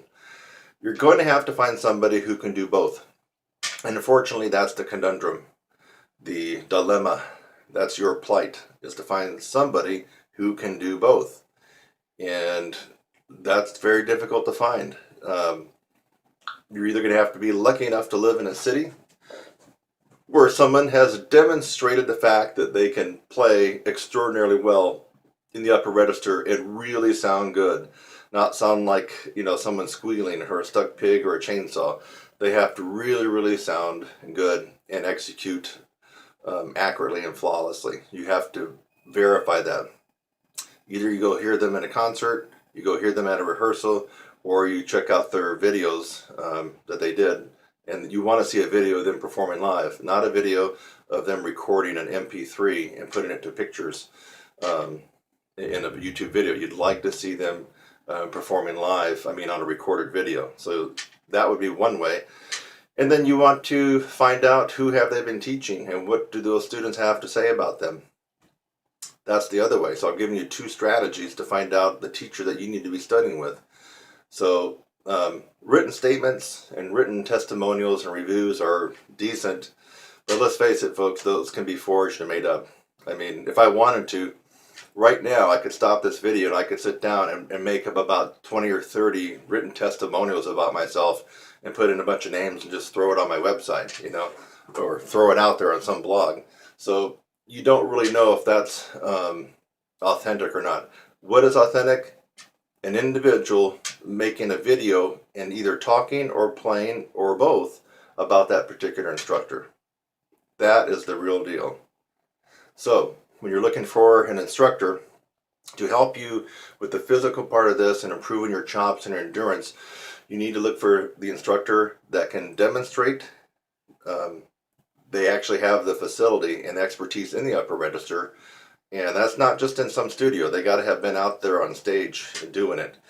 The second thing is you want to make sure that they can teach. And the way you ascertain that is by video reviews and video testimonials of that particular teacher.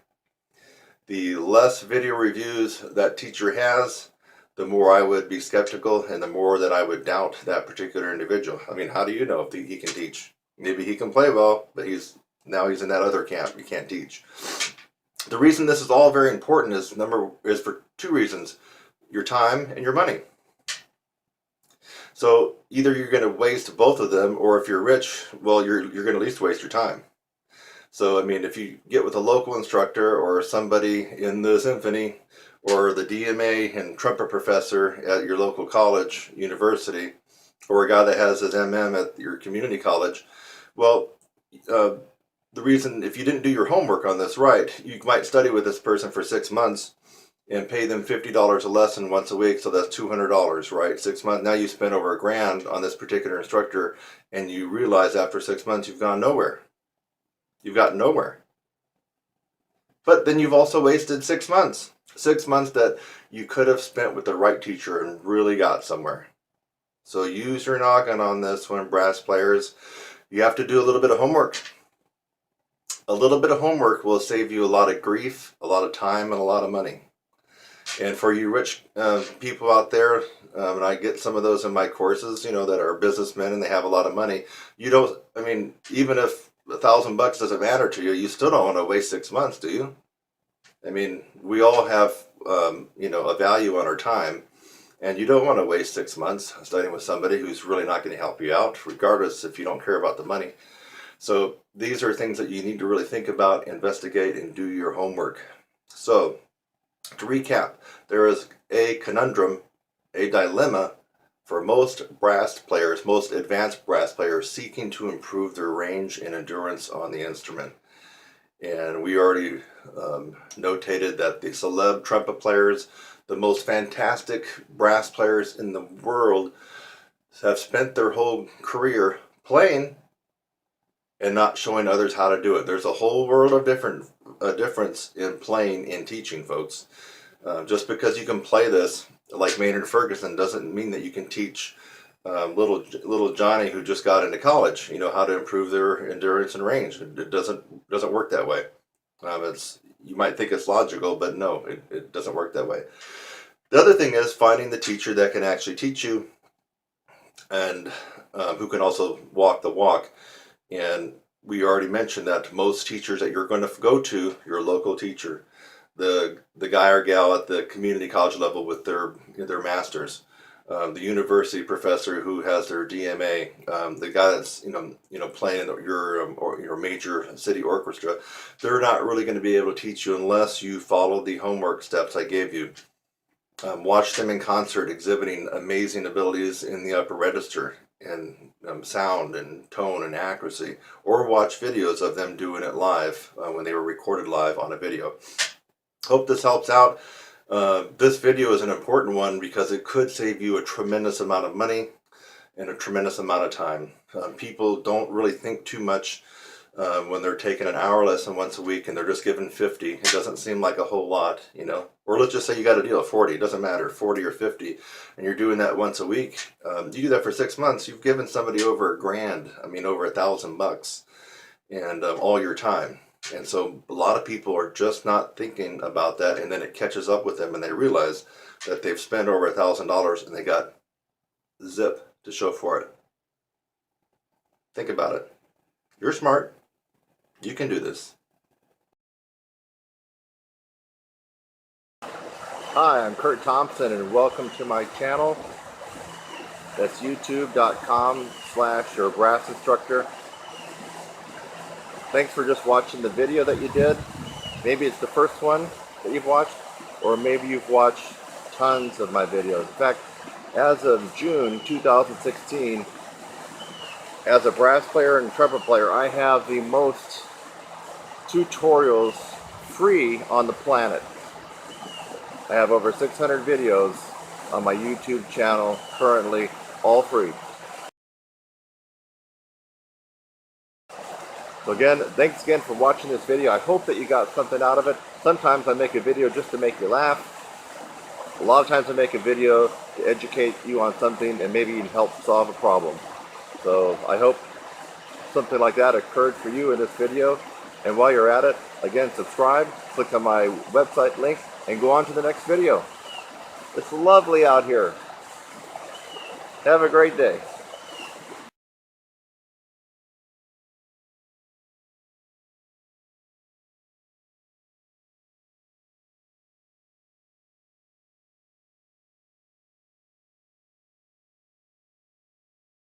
Okay, we're going to mess around a little bit with Dr. Charles Colin.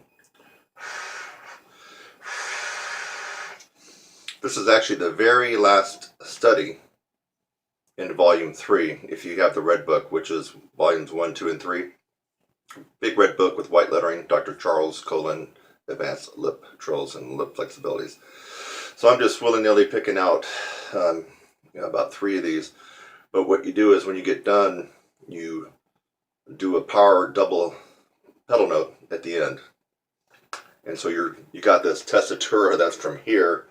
I mean, it's just an amazing tessitura when you get done. It ends on a, well, the way it goes in the Colin book, it ends on a double A. Of course, if you've seen my advanced lip flexibilities approach and beyond, we go well past that.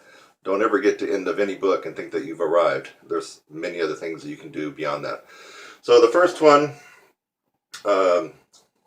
is starting out in 7th position. But we got to add the first valve. Now that's going to put us in 7th position for the A flat.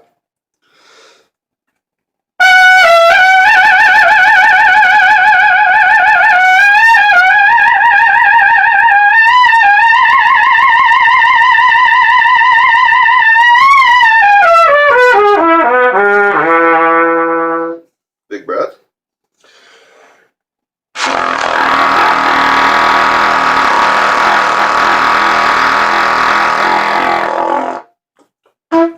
Yes, that was a double pedal G flat F sharp. By the way, for those of you who wonder about that G flat F sharp kind of thing, what is that called? You know what it is, right? Starts with a big E. Enharmonic. Same note. Enharmonic is the same note with 2 different names. What's another one? C sharp, D flat, right? B flat, A sharp. So that was a low double pedal G flat F sharp. I think it was decently in tune, but I'm mainly going for the power. I mean, that was loud. I'd put that against most trombone players at the professional level. I mean, they're not going to outpower me on that one. I can guarantee you that. It gets louder though. When G flat F sharp double pedal is actually one of my hardest ones to get in that particular tier, the 4th tier of pedal tones. As I move up, I can actually power out more sound. Let's skip a couple notes and go up to this was put it as at 5th position. It should be B flat, but we're going to add 1 or 2 and 3, which makes it into 5th position.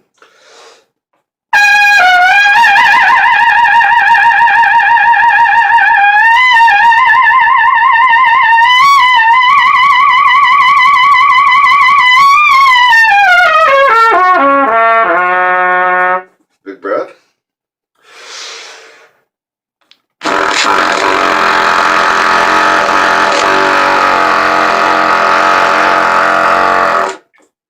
Powered out a double pedal A flat. That adds some meat on the bone, baby. Okay. Can you tell I'm kind of more proud of the double pedals than the higher notes? Anyway, we're talking about, are you getting where we're going on this one? This little drill, the study, we're making a huge tessitura. Tessitura is just the range that you're actually working and playing and practicing and soloing on, performing in.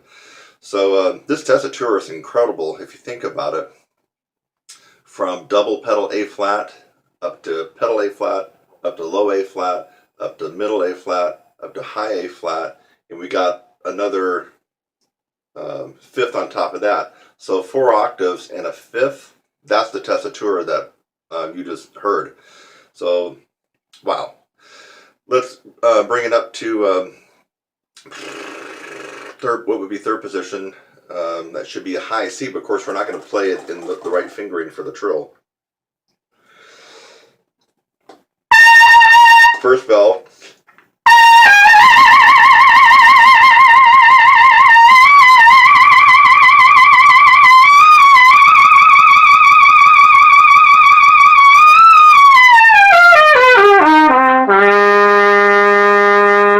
Big breath.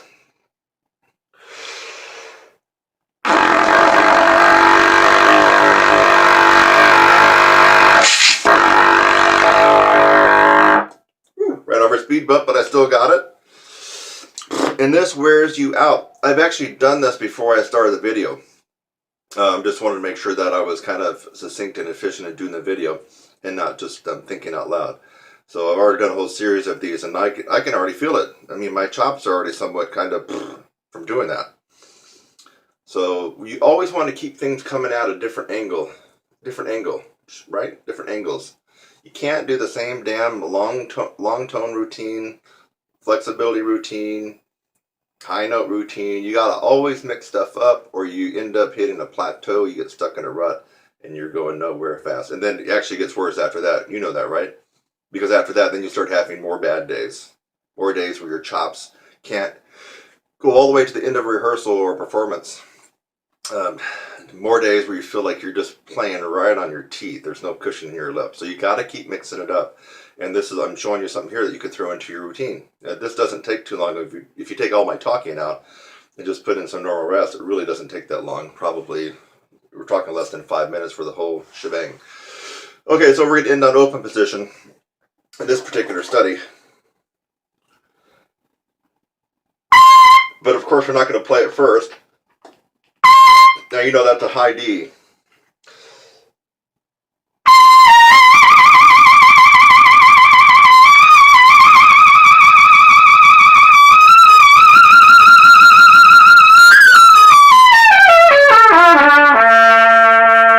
Big breath.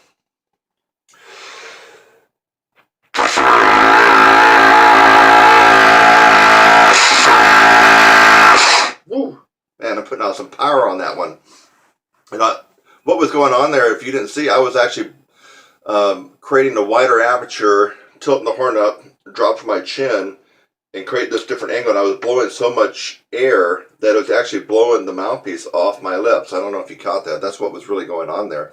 My lips quit vibrating for just a split second, and the air kind of pushed the mouthpiece off my lips. Let's see if I can do that last one more time and keep it from doing that. I think maybe if I come in with a little bit more narrow aperture, but still pivot the horn up, which, you know, you can't use our normal embouchure for any of the double pedal tones. They're just not really going to come out the way we want it. Tilt the horn up, draw down. You're also sliding the mouthpiece up higher on the top lip, regardless of what typical mouthpiece placement you use.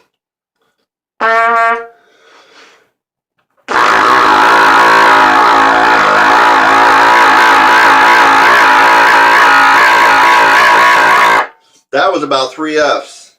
I mean, that's powering out double pedals right there. That was loud, really loud. Okay, there you have it. That's the Dr. Charles Colin lip flexibilities, but tweaked my way, Kurt Thompson, and adding in power, double pedals in the 4th tier. Let me tell you, all you got to do, you can do the whole thing. You notice I skipped every other, right? I did 7th position, 5th position, 3rd position, open, right? But you can do each one. A flat, A, B flat, B natural, C, D flat, D. So if you want to do all 7, you could. A lot of times I don't have time for that, and I'm just mainly doing this to kind of shotgun all the chops. And I don't do this every day, because then you get used to it. So I'll do something kind of hardcore like this, I don't know, twice a week. Sometimes I'll wait once a week and really go after it. You're just trying to throw something different in the mix.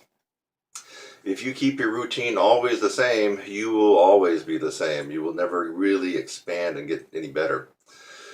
I wonder if I can do a bonus one. I like to go beyond the colon book. So what could I do that would be a little bit of a bonus? So we ended on open position on D. And then we got E flat, E, F, oh,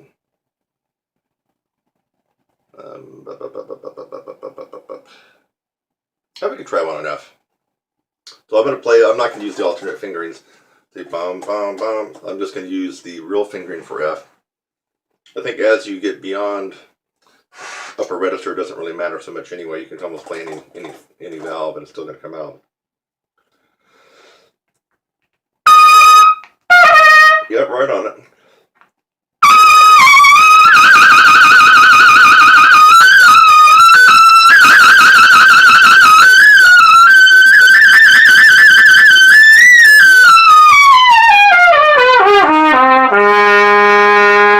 Big breath.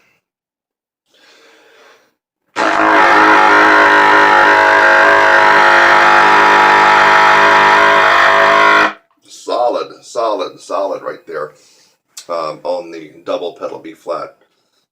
I wonder how high did I get up there on that last one for the trills. It must have been around double C, right?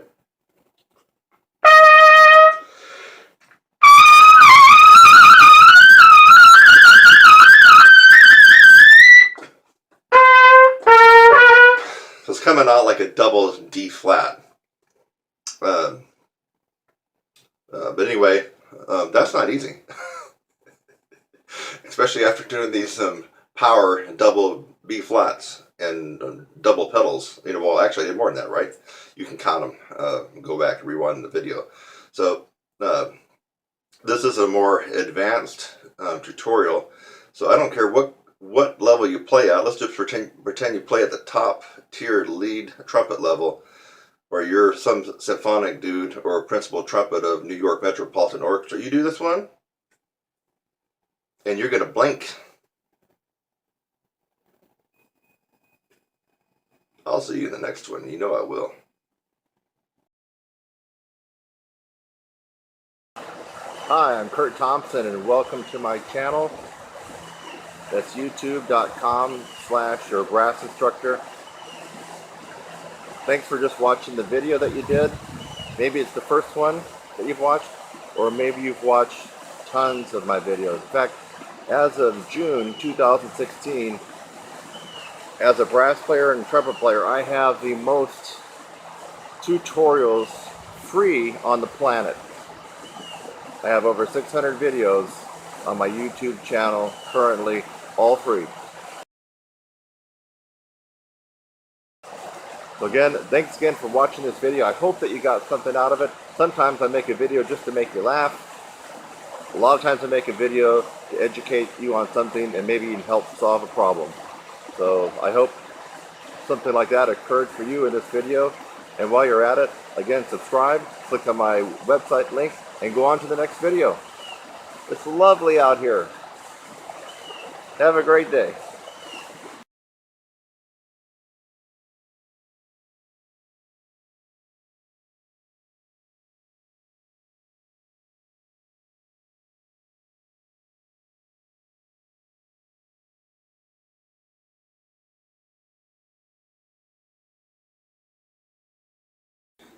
Alright, this will be a very advanced version of the Dr. Charles Advanced Lip Trills for Trumpet. This is coming out the very back of the book, but I've tweaked it my own way to be highly advanced. And so I guess what I'm trying to say is, once you finish that book and you've mastered up to lip trilling up to double A, you're not done. You're really not done.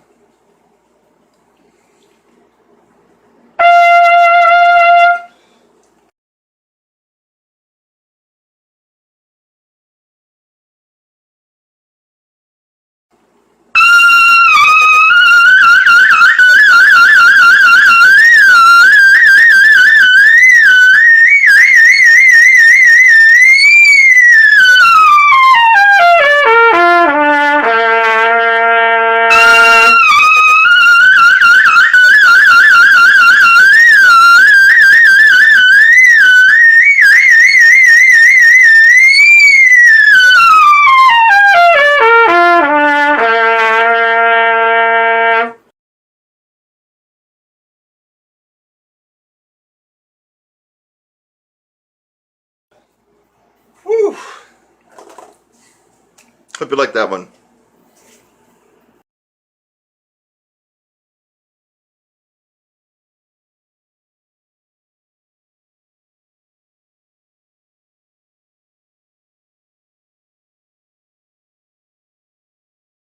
Page 48, number 184. Herbert L. Clark says, the following is my daily endurance test. It should be practiced 4 times in one breath. All right. 184.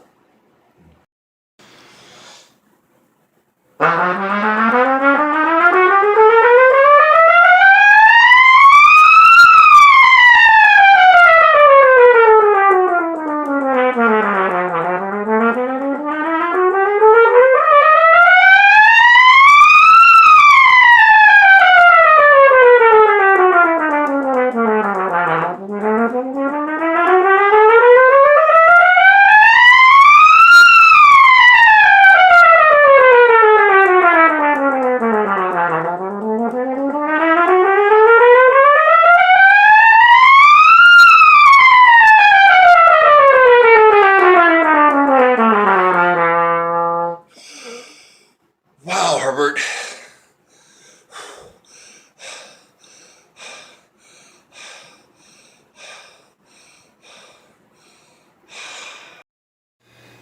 Louis Maggio. Well, if him and his method and routine were the panacea and the Holy Grail to trumpet playing, brass playing, why wouldn't we all be doing it? Well, the fact of the matter is, a lot of us have done it, but not enough to say it's the Holy Grail to trumpet playing. Along with stamps, I feel like there's some similarities with stamps and the Gordon. Some mouthpiece buzzing, lip buzzing, long tones, and things like that. He does talk about certain embouchure positions, like forward jaw position, just some other things like that. His stuff is worthy of taking a look at, worthy of maybe even possibly incorporating into your daily practice. Do I think if you just practice only Louis Maggio that you're going to become the world's greatest lead trumpet player, the world's greatest trumpet player playing the style of Maynard Ferguson, the guy that, or the girl that can get on the piccolo trumpet and do the Michael High and the Brandenburg and the Vivaldi and A flat? No, I don't think by just doing Louis Maggio that you're going to do all that. So it is not the Holy Grail to brass and trumpet playing, but it is worthy of taking a look at. It has helped many, more than just a few. The Louis Maggio system has helped more than just a couple, more than a handful. It's helped a lot of people. It's helped me a little bit. I like this stuff. If I compare it to Claude Gordon, no, for me, well, Gordon helped me out more than the Maggio. I mean, but I also spent 104 weeks on the Claude Gordon. But Louis Maggio stuff is good. So that's my take on Louis Maggio. And I'm Kurt Thompson. That's my story. Sticking to it, baby. Hi, I'm Kurt Thompson and welcome to my channel. That's youtube.com/your brass instructor. Thanks for just watching the video that you did. Maybe it's the first one that you've watched, or maybe you've watched tons of my videos. In fact, as of June 2016, as a brass player and trumpet player, I have the most tutorials free on the planet. I have over 600 videos on my YouTube channel currently, all free. So again, thanks again for watching this video. I hope that you got something out of it. Sometimes I make a video just to make you laugh. A lot of times I make a video to educate you on something and maybe even help solve a problem. So I hope something like that occurred for you in this video. And while you're at it, again, subscribe, click on my website link, and go on to the next video. It's lovely out here. Have a great day.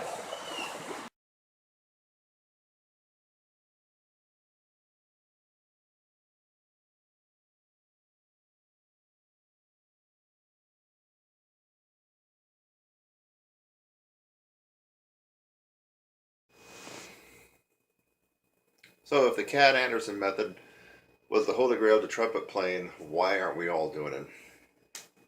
Well,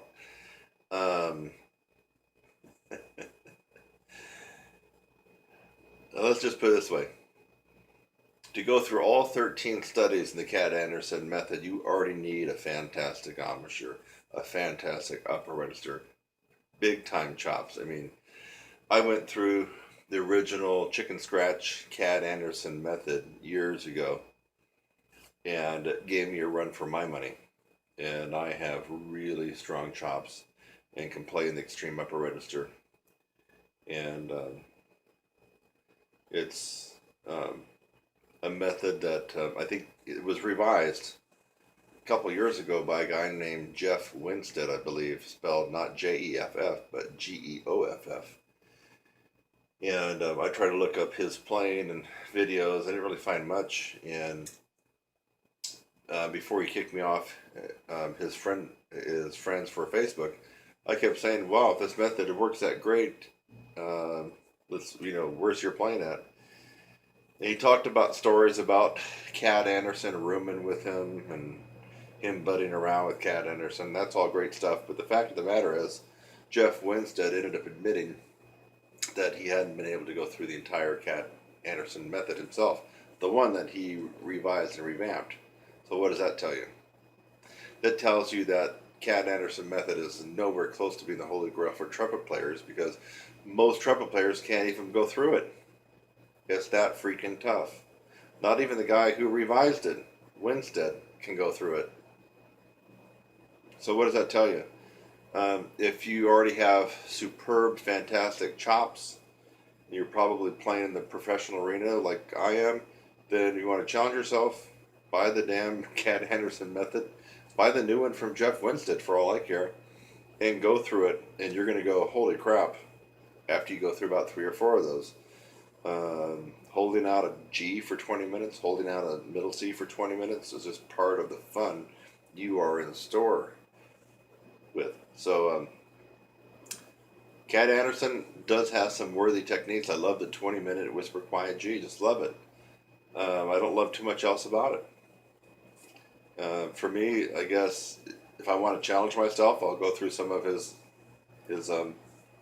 later studies, like 10, 11, 12, but it's a challenge for me. It's not going to really do anything. It's not going to make me get that much better. Definitely not the holy grail to trumpet playing. That's the Cat Anderson method I just reviewed, and I want most people to shy away from that one unless you want to tear yourself up to pieces. I'm Kurt Thompson. That's my story. Sticking to it. Hi, I'm Kurt Thompson, and welcome to my channel. That's youtube.com/your brass instructor. Thanks for just watching the video that you did. Maybe it's the first one that you've watched, or maybe you've watched tons of my videos. In fact, as of June 2016, as a brass player and trumpet player, I have the most tutorials free on the planet. I have over 600 videos on my YouTube channel currently, all free. So again, thanks again for watching this video. I hope that you got something out of it. Sometimes I make a video just to make you laugh. A lot of times I make a video to educate you on something and maybe even help solve a problem. So I hope something like that occurred for you in this video. And while you're at it, again, subscribe, click on my website link, and go on to the next video. It's lovely out here. Have a great day.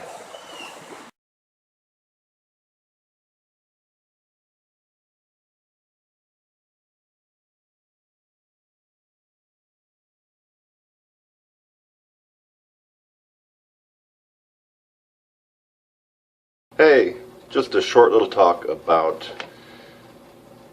why I do what I do and the importance of building your range in your endurance. Kind of the endurance will follow the range. Believe it or not, I do get quite a lot of haters. Some of them will comment right on my post, and some of them will email saying that all I care about is playing high notes and being cocky and egotistical and all that kind of stuff.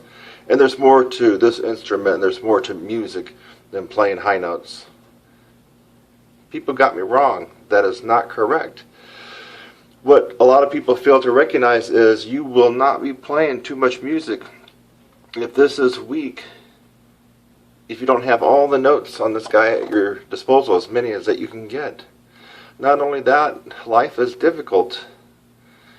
And this thing can start to hurt after a while if you use too much pressure.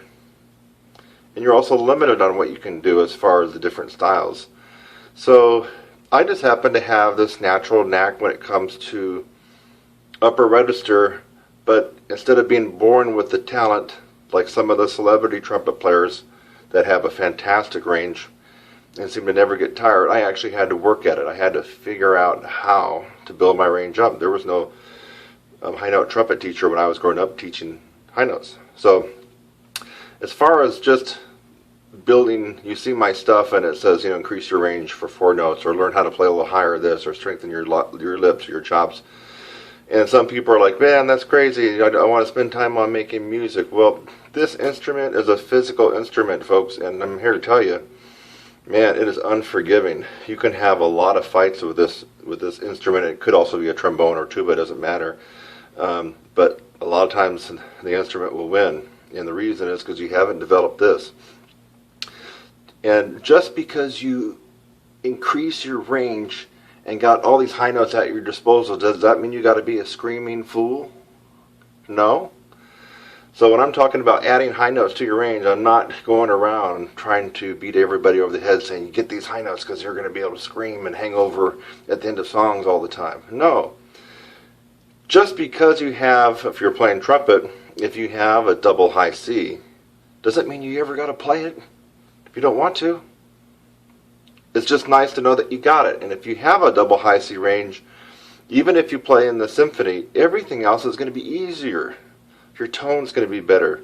Your endurance is going to be a million times better because you're not crunching out your lips with the mouthpiece.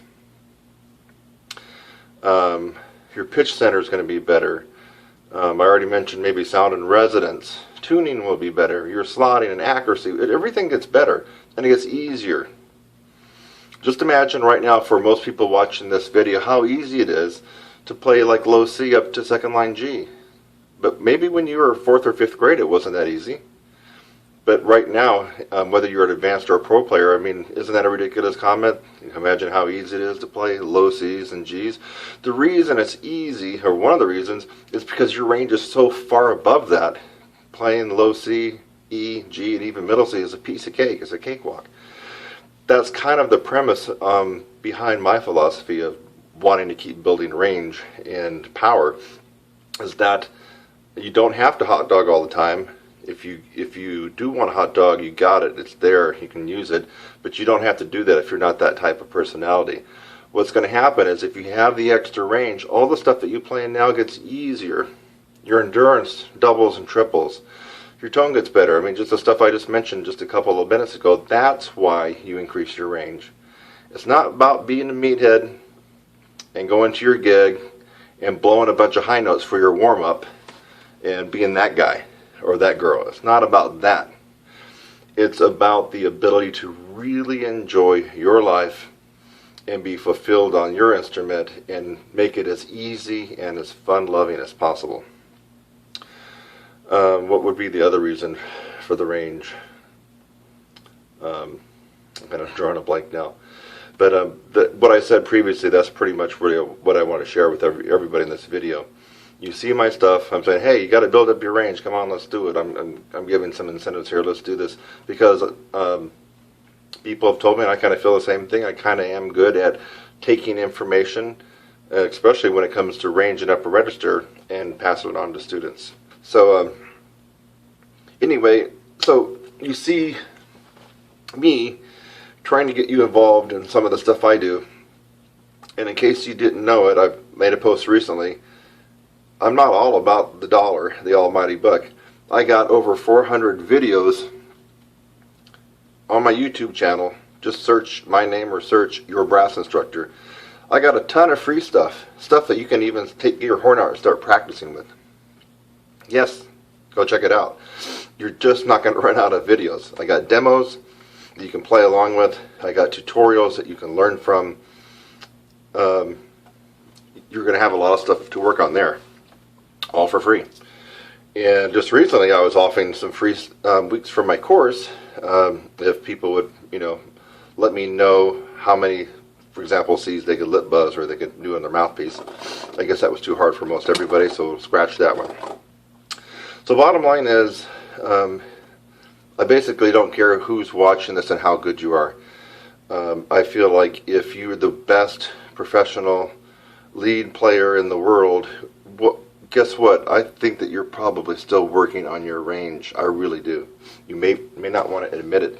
I believe that the best, strongest brass players in the world that have arrived, they got maybe a great gig or whatever, or maybe they're one of the top call A-list session players.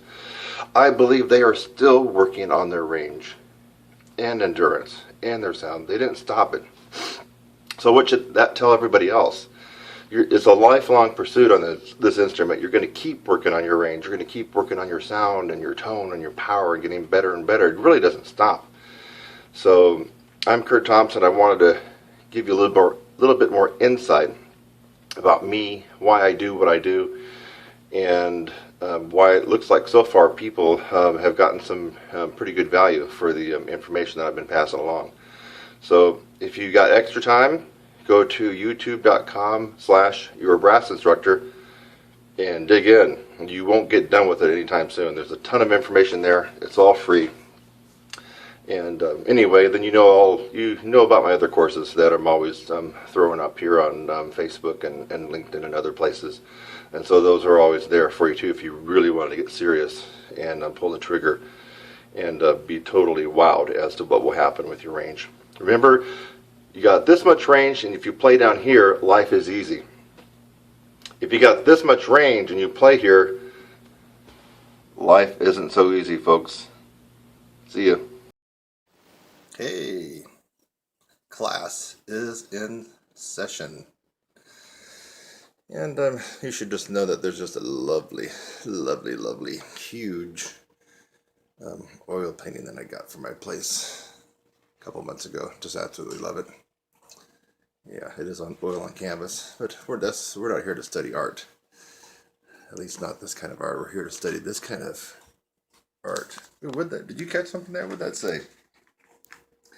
Can you correctly name these notes for trumpet? Can you? By the way, I've noticed some of you on Facebook aren't subscribers at my YouTube channel, and I'd love for you to go over there and show your support. It's very easy to do. Just go to YouTube, and you can click on a link, or you can put my name in it. And anyway, I come up pretty decently at YouTube, and once you get to my channel, just click on subscribe, and you'll get notifications instantly when I put stuff up online, or seen on my website. Okay, there's a problem all across the planet, and most of the problem lies with professional classical trumpet players, symphonic and orchestral trumpet players, and university professors. They can't name the right notes. And we're going to find out why that is. Why even somebody that's 80 years old or looks it and he's a university professor, or maybe even she, and they can't get the name of the damn note right. So this is going to be some brutal logic for these people. First of all, you know what a trumpet looks like. And let me go get my trumpet just for fun, because I just want to make sure. Okay. I want you to look at the bell of the trumpet here. Do you see a piano growing out of the end of the bell of my trumpet? Do you see a piano in there at all? No, this is a trumpet. Now here's going to be a pop quiz for anybody, but really If this is being shown in a classroom where there is a university professor, you got 5 seconds to give me the ultimate definition for the question I'm going to pose. Here you go. You ready? I'm going to count to 5 and then I'm going to answer it. But just like getting these notes wrongly labeled, the university professor and even the classical symphonic trumpet player is going to get this wrong. We're not going to be able to come up with a good answer. Give me the simplest and most accurate definition of music. 3, 4, 5. Music is the organization of sounds through time. That's it, folks. You can't get more accurate and more simple than that. It's not music as an organization of sound and piano and how all the other instruments and voices on the planet relate to that instrument. No, ma'am. No, ladies. It's not. Let me repeat. The definition of the word music is the organization of sound through time. That means I could cough or burp and make it music if I wanted to. It would have nothing at all to do with piano. Zero. Got that straight? Now, we don't play piano. I'm talking to trumpet players. We happen to play an instrument called trumpet. And we have our own notes. And I'm a trumpet player and I speak to trumpets. Now, if I was a band director, I might have to give you a code word to let you know what you're going to be playing. Or so I'm speaking your language, and you know that code word is, everybody, right? Concert. So the band director would say, I want everybody to play concert whatever, concert B flat or concert F. Well, the trumpet players know that they're not going to play B flat. They're going to play their C. Okay? Big deal if the piano happens to have the C note come out when you strike a C, and we happen to have a B flat. We're playing a different instrument, folks. Not trying to be like piano. Now let's go to this little tutorial. Let's find out what we're dealing with here. Let's find out why so many of the advanced players in the hierarchy of academia get this wrong. Okay. So, what's the name of this note, anybody? Right there. It is, I'm holding the camera, low G. Okay. You agree with that? You agree with that? Or is that pedal G? Look carefully. It's actually low G, ladies and gentlemen, boys and girls. Now think about this brutal logic that's going to kill a lot of people. Now we're playing our instrument. That's a low G for trumpet. I don't care what it is for bassoon, didgeridoo, piano, harpsichord, color to a soprano. I don't care what it is for anybody else but for me and for people who play trumpet. Now what do you suppose the next note above it is? Right here. Is that also low G? No.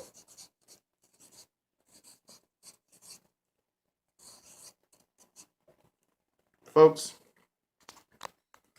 that note right there is a middle G. It's not another low G. So some people get confused because they think of it as low. You know, because it's a relatively easy note for us to play, isn't it?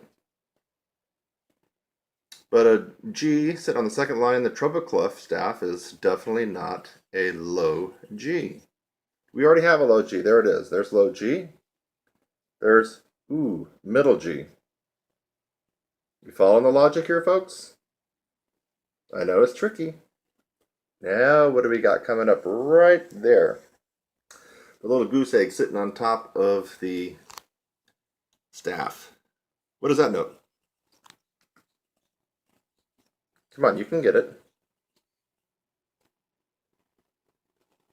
If you said it's another middle G, you'd be wrong, because this is actually high G. Boom. That looked like a G, kind of. All right. So, no, that is not another middle G. You got low, middle, high G. Now, the reason people get this confused too is because when they play that G on top of the staff, they don't think of it as that high. Ask any alto or soprano, or let's be more specific, alto or mezzo soprano in a choir, if that note would be considered a middle note or a low note. They're going to say, no way, that's a high G. Right? Of course they will. They're not going to say that's a low or that's middle. Now, what about this note here? Way right there, way up there in the clouds. Way up there in the clouds. What is the name of that note?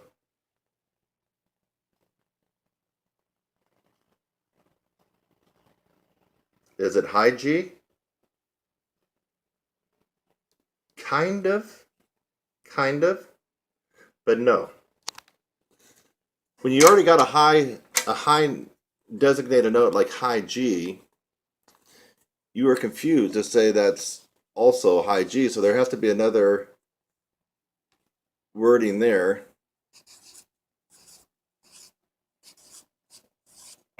So high is in the name. But folks, that's what we call a double high G. There's high G. If you take that an octave over, we double the highness of it.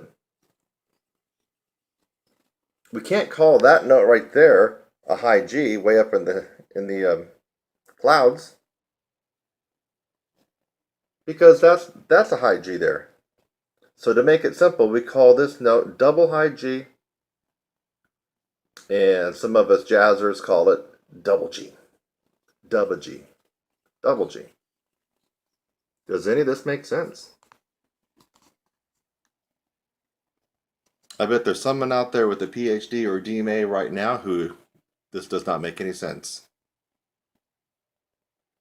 But for the rest of us, it should make sense. There might even be some principal trumpet player that's been playing in an orchestra or a symphony for the last 30 years, about ready to retire, who would look at this and say, no, that doesn't make any sense. How is he coming up with all this? It just can't be. The G on top of the staff is not high. It's got to be middle. And therefore the G way up in the clouds, that's got to be a high G. Wrong. We got low G, because that's not a pedal tone. Low G, middle G, high G, an octave higher, double high G, or double G. You getting that, folks?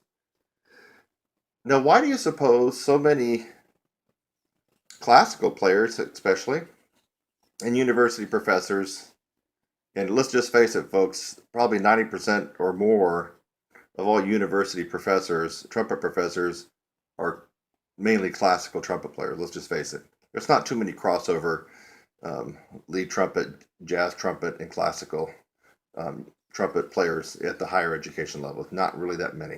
So more than 90% will be mainly classical. So why is there such a problem? Well, one reason is most classical trumpet players do not play in that range all the time. They don't play too much above high C and high D. And when they do play those notes, what are they using? They're not using a big B flat trumpet. They're using their piccolo almost 100% of the time.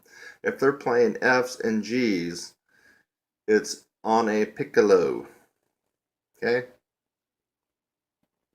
So you have to consider they are definitely not the expert in upper register pedagogy upper register speak or notes in the upper register.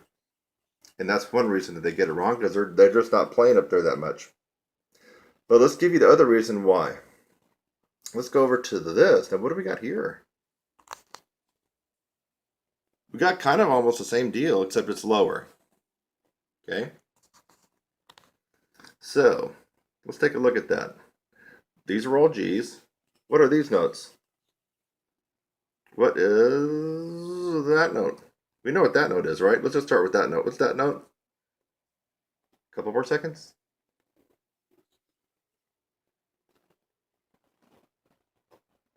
That's an F. In fact, folks, here's where people get screwed up. It's so close to our middle G, but because of our instrument, is that a middle F or a low F?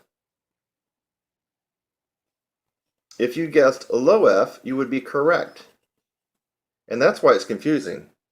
Low F, oh, wait a minute, that's middle G. How could that be? They're so close. It's because the acoustics of our instruments. Now or the trumpet, the acoustic of the trumpet. Let's go down to this note. What's the name of that note? Well, we know it's F. Okay, sorry for my fingers. We know it's F, but is that low F? No, folks. And this is why some jazzers also get this note wrong when they call this top note double F, double high F. It's not. So this is where I think people are getting confused. That note is not a low F. It's what we call a pedal. If I can get this to stay still.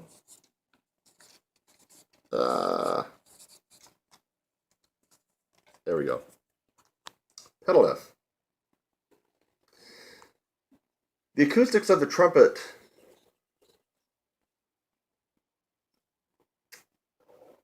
are like this. I'm not going to, actually that's a whole nother tutorial, I'm not going to go into it. Bottom line, the lowest natural note on the trumpet is low F sharp, fingered 1, 2, and 3. Low F sharp. Now, that's a half step higher than this F natural. What happens if you go below the low F sharp, fingered 1, 2, and 3, you actually go into the range of the pedal tones. And pedal tones, although they are legitimate in some respects, for the natural harmonic acoustics of our instrument, the trumpet, we start counting at the low F sharp, not at the pedal notes. Therefore, the first F that we come to is what? That one. So the F in the staff, see if I can get this going here. That's actually a low F. Ooh, are we clearing some of the confusion? Now that's a low F. It really is confusing because there's a middle G. There's a low F. We don't have any low F down there in this range where the low G is, because that's a pedal F and not a natural note on the trumpet. If we go up an octave higher, now what do we got there? Middle F. So that's middle F. Let's see if I can get this paper to stay still.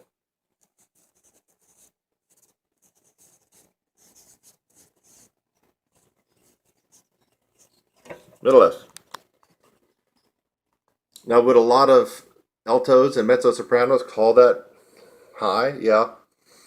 A lot of them would not say that's a middle note in their middle range. They're singing up to F. Of course, you know, most of them can get that note. They can go higher, but they would not call that a low note or a middle note. They would definitely say that's on the higher side. But for trumpets, we call it middle F. Now, what's that note above those ledger lines, still way up in the clouds? And there's where a lot of lead trumpet players and commercial trumpet players get this wrong. The classical guys do not get this wrong. They're going to call that the classical guys and the professors are going to call this the right note. It's actually called,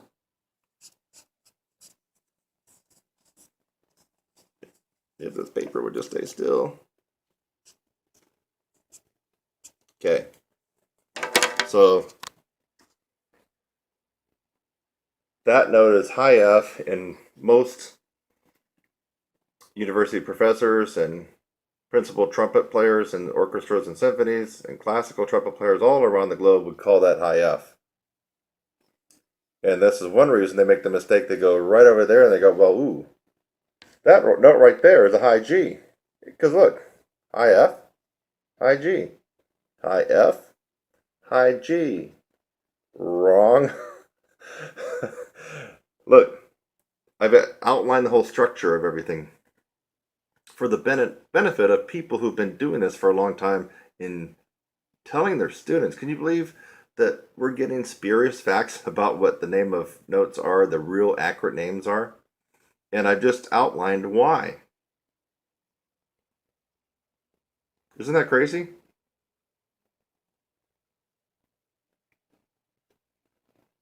I had someone email me. No, someone left a comment on one of my YouTube videos that said, why are you so up in arms about university professors? It seems like you're bashing them, and you must not like academia. The truth of the matter is, maybe one day, who knows? I might like to have a DMA suffix after my name. That'd be pretty cool. So no, I'm not knocking the degree. I'm not knocking the intelligence. Most of the time, it's the people behind that degree and their attitude and their ability. A lot of times doesn't really fit that degree, in my opinion. It's like they almost got that degree just to make themselves feel better about their own playing and their own talent. I believe that the intelligence and the playing and the talent come first, and then the degree. So no, I mean, who knows? I'm going to have to get a lot older and more balder and a lot more grayer, but once that happens, I could definitely fit into the higher education and have, doctorate of music arts right after my name. That'd be pretty cool. And I'm still kind of considering that. But I don't need that to play at my level and teach other professional players. I don't need to have the suffix to have the intelligence and the knowledge of my instrument. So, you heard it here, folks. Let that stick in your brain just for a little bit. Look at that. There you go. This was called, Can You Correctly Name These Notes for Trumpet? Not piano, not soprano, not didgeridoo, or zither, or harmonica, but for trumpet. We play trumpet. Let's not confuse things. And if you're a student, you really ought to share this video to your university trumpet professor. I'm Kurt Thompson. Hope you enjoy this on-the-house trumpet lesson for you. It didn't cost you anything, did it? I'll see you in the next one. So long for now.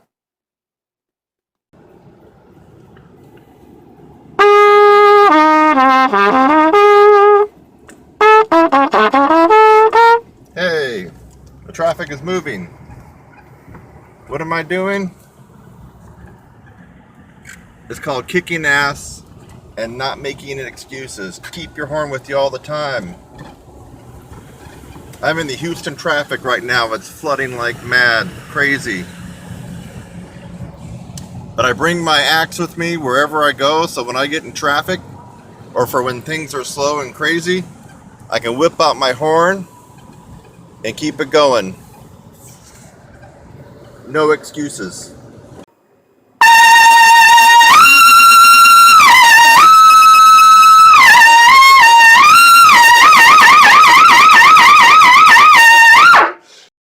I'm not done.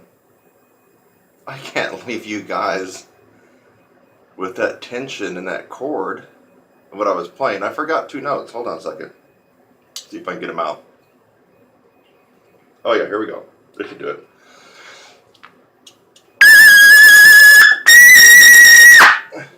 There we go. Doesn't it make it all better now? Yeah. Okay. So I often get asked, look, we know that trumpet is the superior instrument for the entire brass family. We know that, that's obvious. But Kurt, why do you really feel that the trumpet is the best of all the brass instruments? And we're talking about tuba, French horn, euphonium, baritone, trombone. And I'm going to lump cornet and trumpet kind of in the same category, so they're about the same. Pay attention, okay? Pay very, very, very close attention. I don't know if I really want this to get out, because if I did, we might have a lot of converts from the bass clef up to the treble clef. And maybe even a French horn player might convert. But here's the main reason that trumpet is the superior instrument of the brass family. Ready? And you're not going to believe this. Yes. You know, how many times have we had an itch on our back? And look, I can get way on down there. Isn't that nice? Oh yeah. Get way on down there. You're looking at it, folks. This is the reason that trumpet is superior and the best instrument of the entire brass family. Just try doing that with the tuba player. Well, not a tuba player. Have the tuba player try doing it with his tuba or her tuba. Try doing that with a trombone. French horn? Yeah, French horn's iffy. It might be. What if you dropped it? There goes a $5,000 con down the drain. So, you heard it from me, folks. Trumpet is the best and the most superior instrument of the brass family. One more time, you said? One more time? Sure? One more time? Okay, here we go. You just cannot do this successfully with any other brass instrument except for trumpet. That is why when you see a tuba player practicing and you see a trombone player practicing and others, you know that little wooden back scratcher that you can get at 7-Eleven or Circle K? Looks about like that long.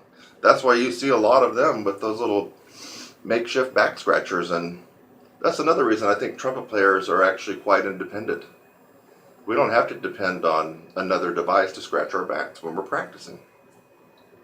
You heard it here first, I believe, folks, because I haven't heard anybody else talk about this.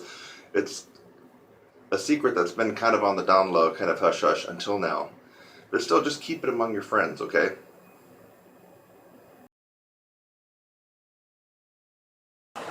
Hi, I'm Kurt Thompson and welcome to my channel. That's youtube.com/your brass instructor. Thanks for just watching the video that you did. Maybe it's the first one that you've watched, or maybe you've watched tons of my videos. In fact, as of June 2016, as a brass player and trumpet player, I have the most tutorials free on the planet. I have over 600 videos on my YouTube channel currently, all free. So again, thanks again for watching this video. I hope that you got something out of it. Sometimes I make a video just to make you laugh. A lot of times I make a video to educate you on something and maybe even help solve a problem. So I hope something like that occurred for you in this video. And while you're at it, again, subscribe, click on my website link, and go on to the next video. It's lovely out here. Have a great day.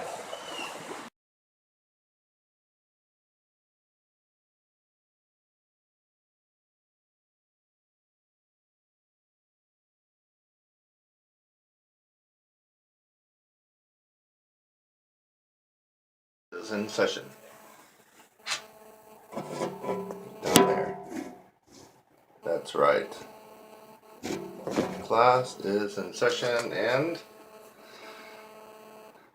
some people doubted whether or not that my 90 Days to Razor Sharp Technique with the Herbert L. Clark book would actually be suitable for bass clef instruments. Easy for me to say. And they doubted that there was actually a version of the Clark book for them. You can't hide from the Clark stuff anymore, trombone players, baritone players.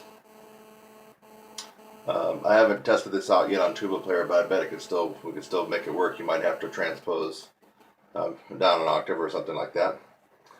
This is the guy that made it all happen, Claude Gordon.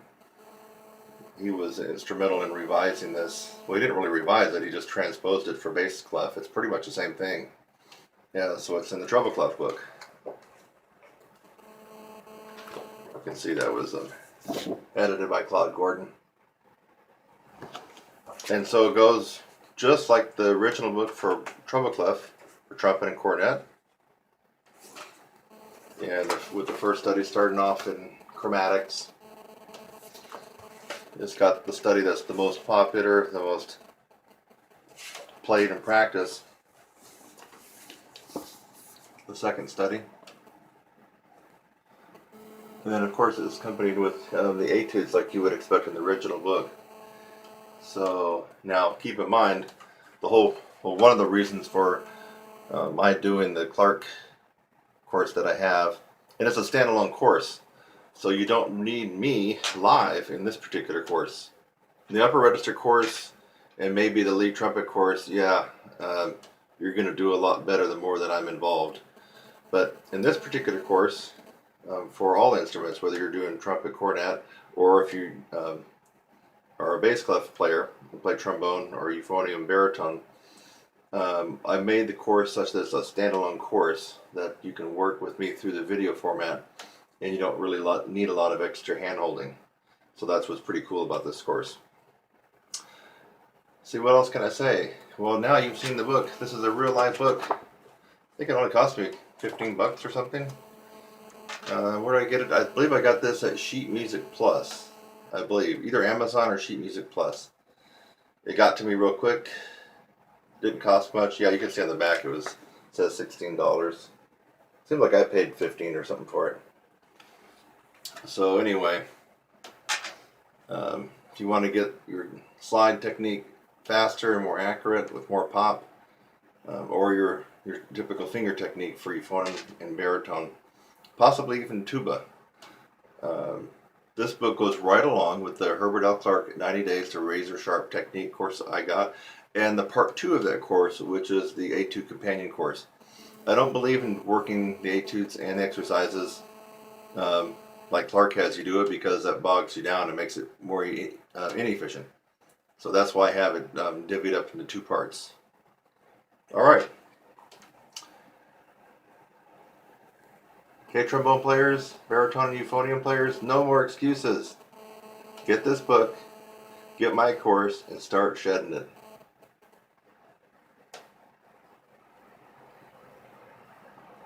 See ya. Hi, I'm Kurt Thompson and welcome to my channel. That's youtube.com/your brass instructor. Thanks for just watching the video that you did. Maybe it's the first one that you've watched, or maybe you've watched tons of my videos. In fact, as of June 2016, as a brass player and trumpet player, I have the most tutorials free on the planet. I have over 600 videos on my YouTube channel currently, all free. So again, thanks again for watching this video. I hope that you got something out of it. Sometimes I make a video just to make you laugh. A lot of times I make a video to educate you on something and maybe even help solve a problem. So I hope something like that occurred for you in this video. And while you're at it, again, subscribe, click on my website link, and go on to the next video. It's lovely out here. Have a great day.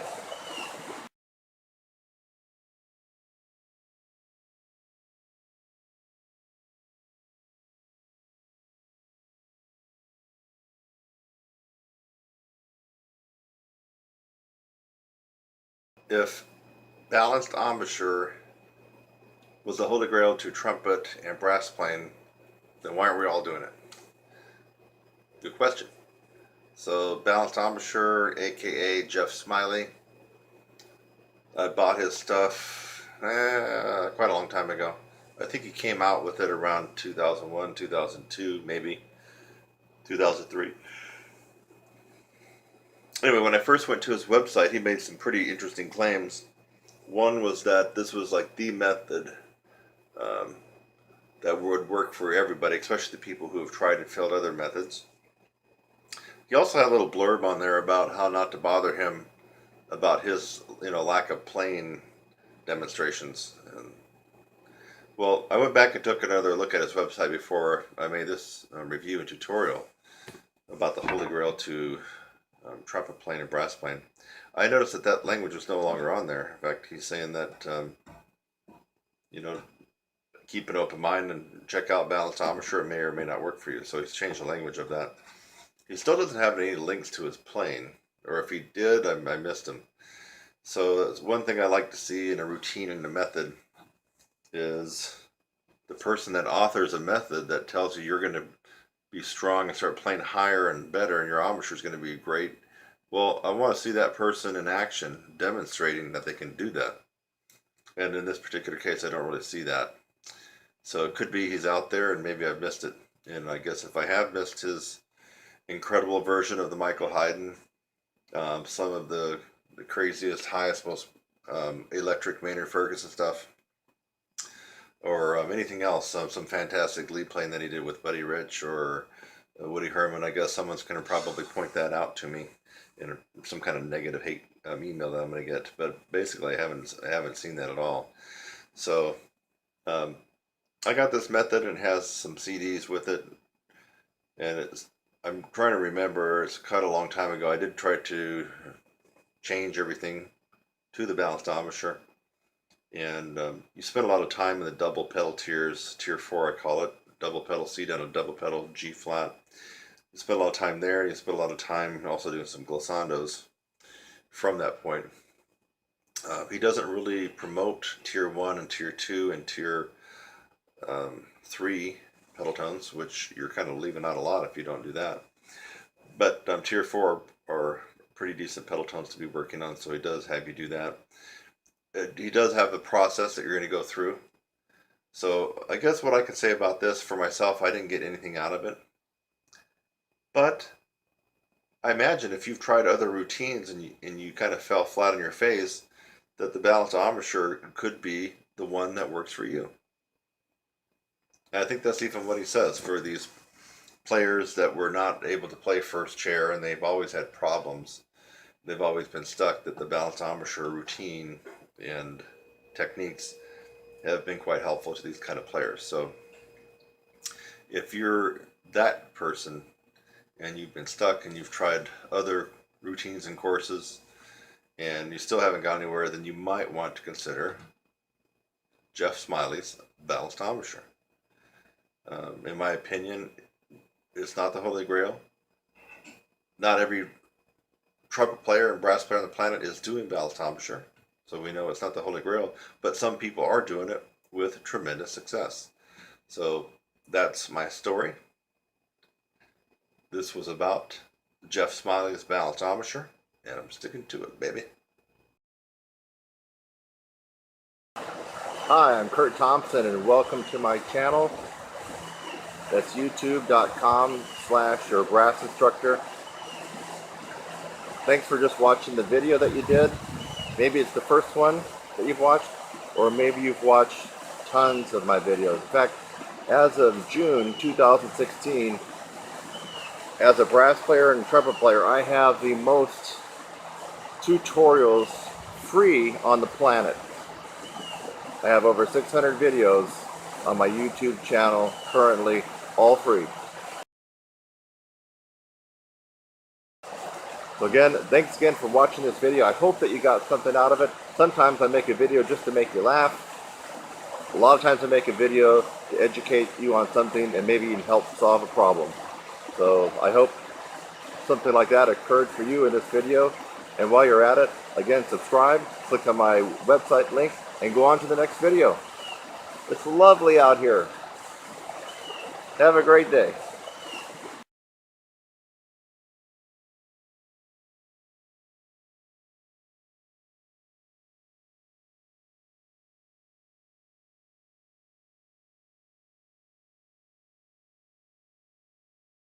Another very, very good reason why you should be practicing roll in and roll out, and accompanied by your lip buzzing.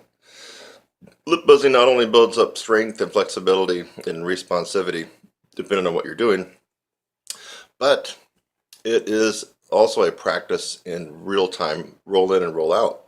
And I'm going to demonstrate that right now. So if you're having problems going up and going back down on the horn, although lip buzzing is not exactly what we're doing into the mouthpiece, so don't think that lip buzzing does not equal exactly what we're doing when we're playing the horn, but it's an approximation. And so if you can get the roll in and roll out with your lip buzzing, you're just going to find it much easier on the horn. So why don't you watch the real-time roll in and roll out on my lips without the horn. I've already demonstrated in another video on the horn. So I'm going to play a tester note of low C. I'll do a couple of these so you can kind of get it. Concert B flat low C. I'll buzz it. Now I'm going to roll out.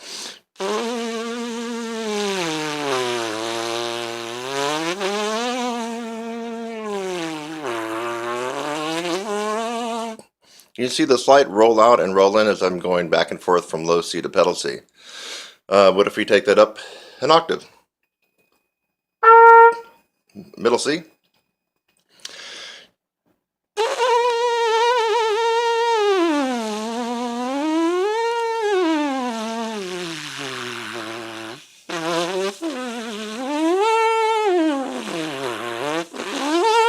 Let me get a better breath. Run out there.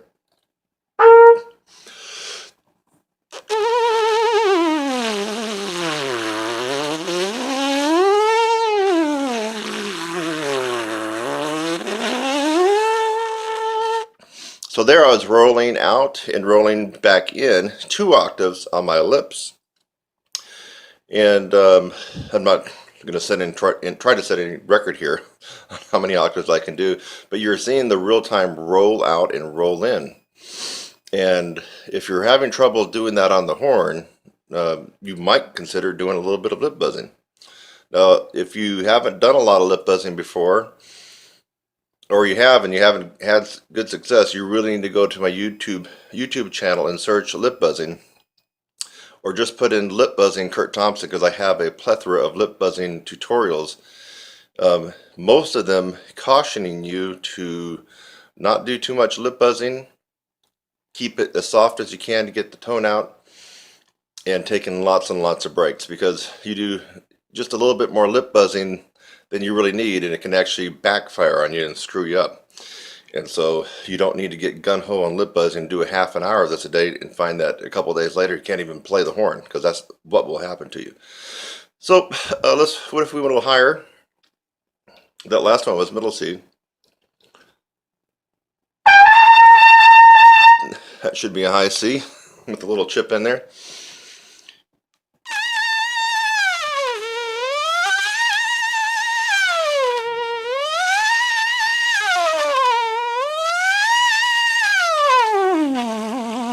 Take a breath, see if I can get that back up.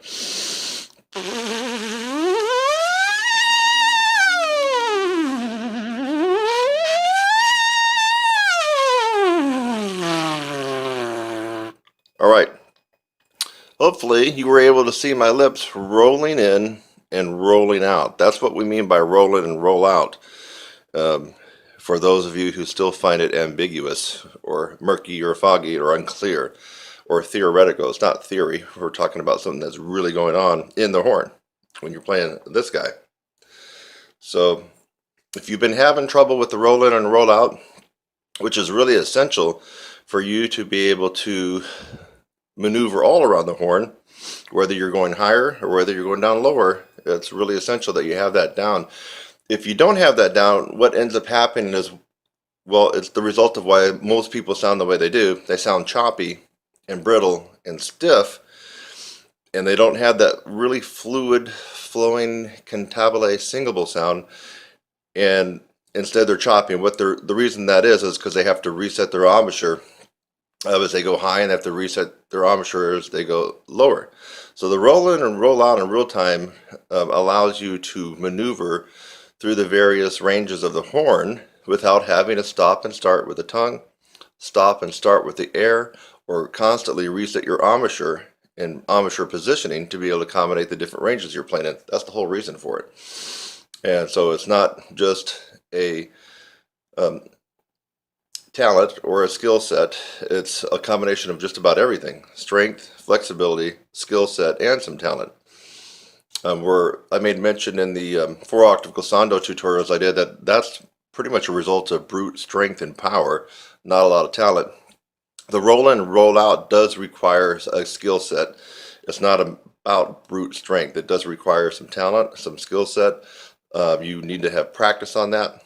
And of course, it does take a little bit of strength and flexibility. So one more time, see what we can get here. Yeah. So the high C, and I'm just going to keep it high C and under, for that way. That's just for everybody, okay?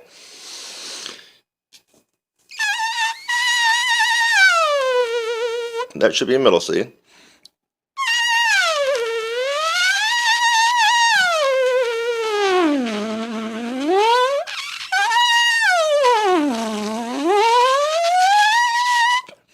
That was, I'm actually kind of firing on all cylinders this morning because that actually came out pretty decent.